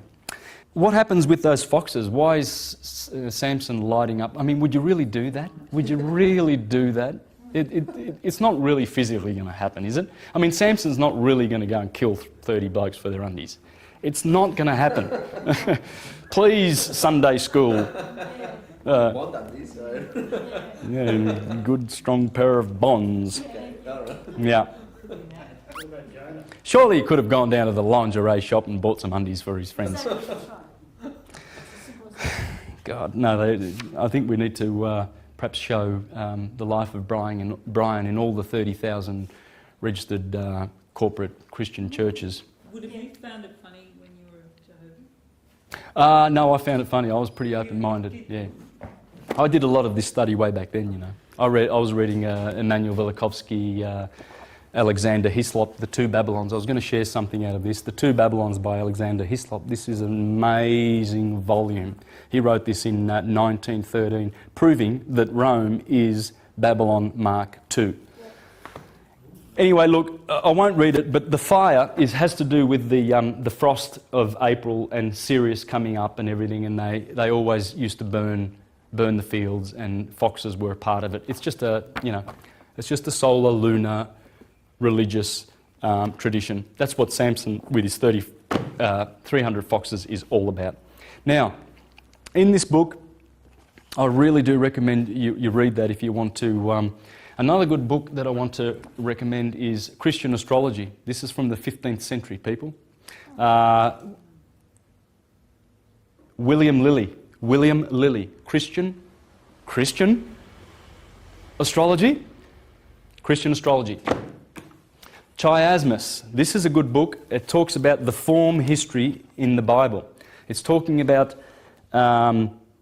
folklore that was developed over many millennia, which created forms and shapes of literary works. So, and they are called form history. You see, he says form history is a preliminary study to history of literature. Its centre of interest is not the Gospels as they now exist, but in the small component parts of the Gospels. These parts have had a long history before they were entered and written Gospels. The writer of the Gospel does not create these sections. They are the work of the folk spirit operating unconsciously in the shaping of the material. The writer merely acts as an editor. You see, what they're doing is they're giving transvaluative force to those folklore traditions. That's what they're doing, and it's in the Bible. He calls it form history. And it's beautiful because he goes to point out how the synoptic Gospels all have Jesus at birth, at the age of 12 and at the age of 30. They all seem to have amnesia about what happened in between. And he's showing and he's proving by such means that the Gospels are just form history. They're just doing this. You know, it's all part of, locked into the solar cycle. You know, and he proves it. That's chiasmus. But Caesar's Messiah is a beauty. He shows how Joseph and Esther and Mordecai had so many similarities. How about this? Joseph rises to high position in the Egyptian government through his beauty and wisdom. Esther rises to a high position in the Persian government through her beauty and wisdom. Joseph's good deed, interpreting the butler's dream, is forgotten for a long time. Mordecai's good deed, saving the king's life, is forgotten for a long time. Is there some form history going on here, or am I just imagining things? A character refuses to listen. Character refuses to listen. She spoke of Joseph every day, but he refused to listen. They told him every day, but he refused to listen. Remember the guys that were in jail. The baker and the wine bearer were granted back their positions in Pharaoh's court. You see, they were in jail with Joseph. He had the dreams and everything. And he said to them, when you get out, you make sure you remind the king of my injustice, that I was put in prison for an injustice. And that's what it's saying there. They told him every day, but he refused to listen. They spoke of Joseph every day, but they refused to listen. The same with Esther. Pharaoh's chief servant is hanged. The king's chief servant is hanged. Remember, Mordecai got the chief's Haggai, I think his name was. What was his name? Haggai, I think it was. Hamar, sorry. Hamar was the guy that was hanged. I might be wrong. Joseph reveals his identity to Pharaoh after a feast. Esther reveals her identity to the king after a feast. These are major stories in the Bible, man. You know, the story of Esther in Medo-Persia, in the kingdom where she married the king because of her beauty, and Joseph, how he became the second in charge of Egypt because of his beauty. It's all form history. For instance, the Old Testament and the New, Jesus and Moses. Any similarity? Pharaoh wanted to kill the little children. Herod wanted to kill the little children. Moses fled from Egypt. Jesus had to flee to Egypt and come back again from Egypt. Joseph takes the name of Israel. Joseph takes old Israel down to Egypt. Joseph, the father of Jesus, brings new Israel down to Egypt. Right? So Joseph, the father of Jesus, brings him down to Egypt. Right? But Joseph takes his father Israel down to Egypt. This is just staggering, and it goes on and on and on. Pharaoh massacres boys. Herod massacres boys. All the men are dead. Remember that an angel came to Joseph and said, "You can go back to Jerusalem because all the men that wanted to kill your son, they are dead." And so they returned to Nazareth, right? Well, that's the same with Moses. They said, "Oh, the Pharaoh that was persecuting and wanted to kill you, he's dead. You can go back to Egypt." Man, you know, kids can pick this up. It's childish. It's ridiculous. It's absolutely ridiculous. Passing through the water, Jesus' baptism. Tempted by bread, tempted by bread. Remember, Moses was tempted by bread in the wilderness. Do not tempt God. Jesus also said, do not tempt God. Worship only God. Jesus also said, worship only God. And the list goes on and on and on. On and on. Look, I'd like to close with some encouragement on a few other products and people that you can look up and reference for this knowledge, okay? The Pyramid Code is a brilliant product dealing with the true origins of Egypt. This is where Hermes, this is where it comes from. And in here, Carmen Bootler produced this, and she's done a marvellous job. In here, she interviewed Abdel Hakim Awian, the indigenous wisdom keeper, who passed away in about 2007. And he was the man. He's the man that's interviewed in here, so you can grab his wisdom. He was one of the people who are directly in line, an origine from Egypt. And he inspired these books. So Stephen Miller went down to Abdel and Hakim and interviewed him and got a lot of wisdom from him. And these books are showing the true history of Egypt being, minimum 50,000, 60,000 years old. Pre-dynastic. Now, I'm going to be doing a tour of Egypt. I just want to mention this. I'm doing this because I want to bring people's attention to the school more than anything. I mean, the fact that they're holding a tour is exceptional, I think. So you can look it up on their website. That is the chematology.com. Okay? Kemet is K-H-E-M. Chem. Chem is the word for chemistry, right? It comes from Noah's son Ham, Cam, black. Chemistry. So this is the Commission School of Ancient Mysticism. So I'm going to be a guest speaker with the son of Abdel Hakim Awian and his wife Patricia Awian. And we're going to be speaking in Egypt and visiting all the pre-dynastic sites. Okay? Showing the true origin of this. This has got to get out there. Because it's, as Giordano Bruno said, unless we go back to Hermes, the world is doomed. Because this is scientific wisdom. It's our wisdom. We deserve it. We own it. The elites have come and thwarted it and given us a corrupt, fictional, antichrist system.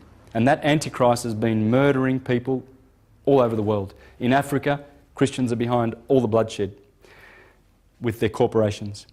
They conquered the Americas and slew millions, if not hundreds of millions of indigenous people. This land, they destroyed, and it wasn't the Hermetists that went before them, by the way.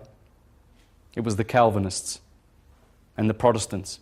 You see, they destroyed the spirit of the Renaissance, or in Italian we say the Rinascimento, because Hermes, Marsilio Ficino had just translated the Corpus Hermeticum, and Europe was alight with illumination, and the Renaissance flowered.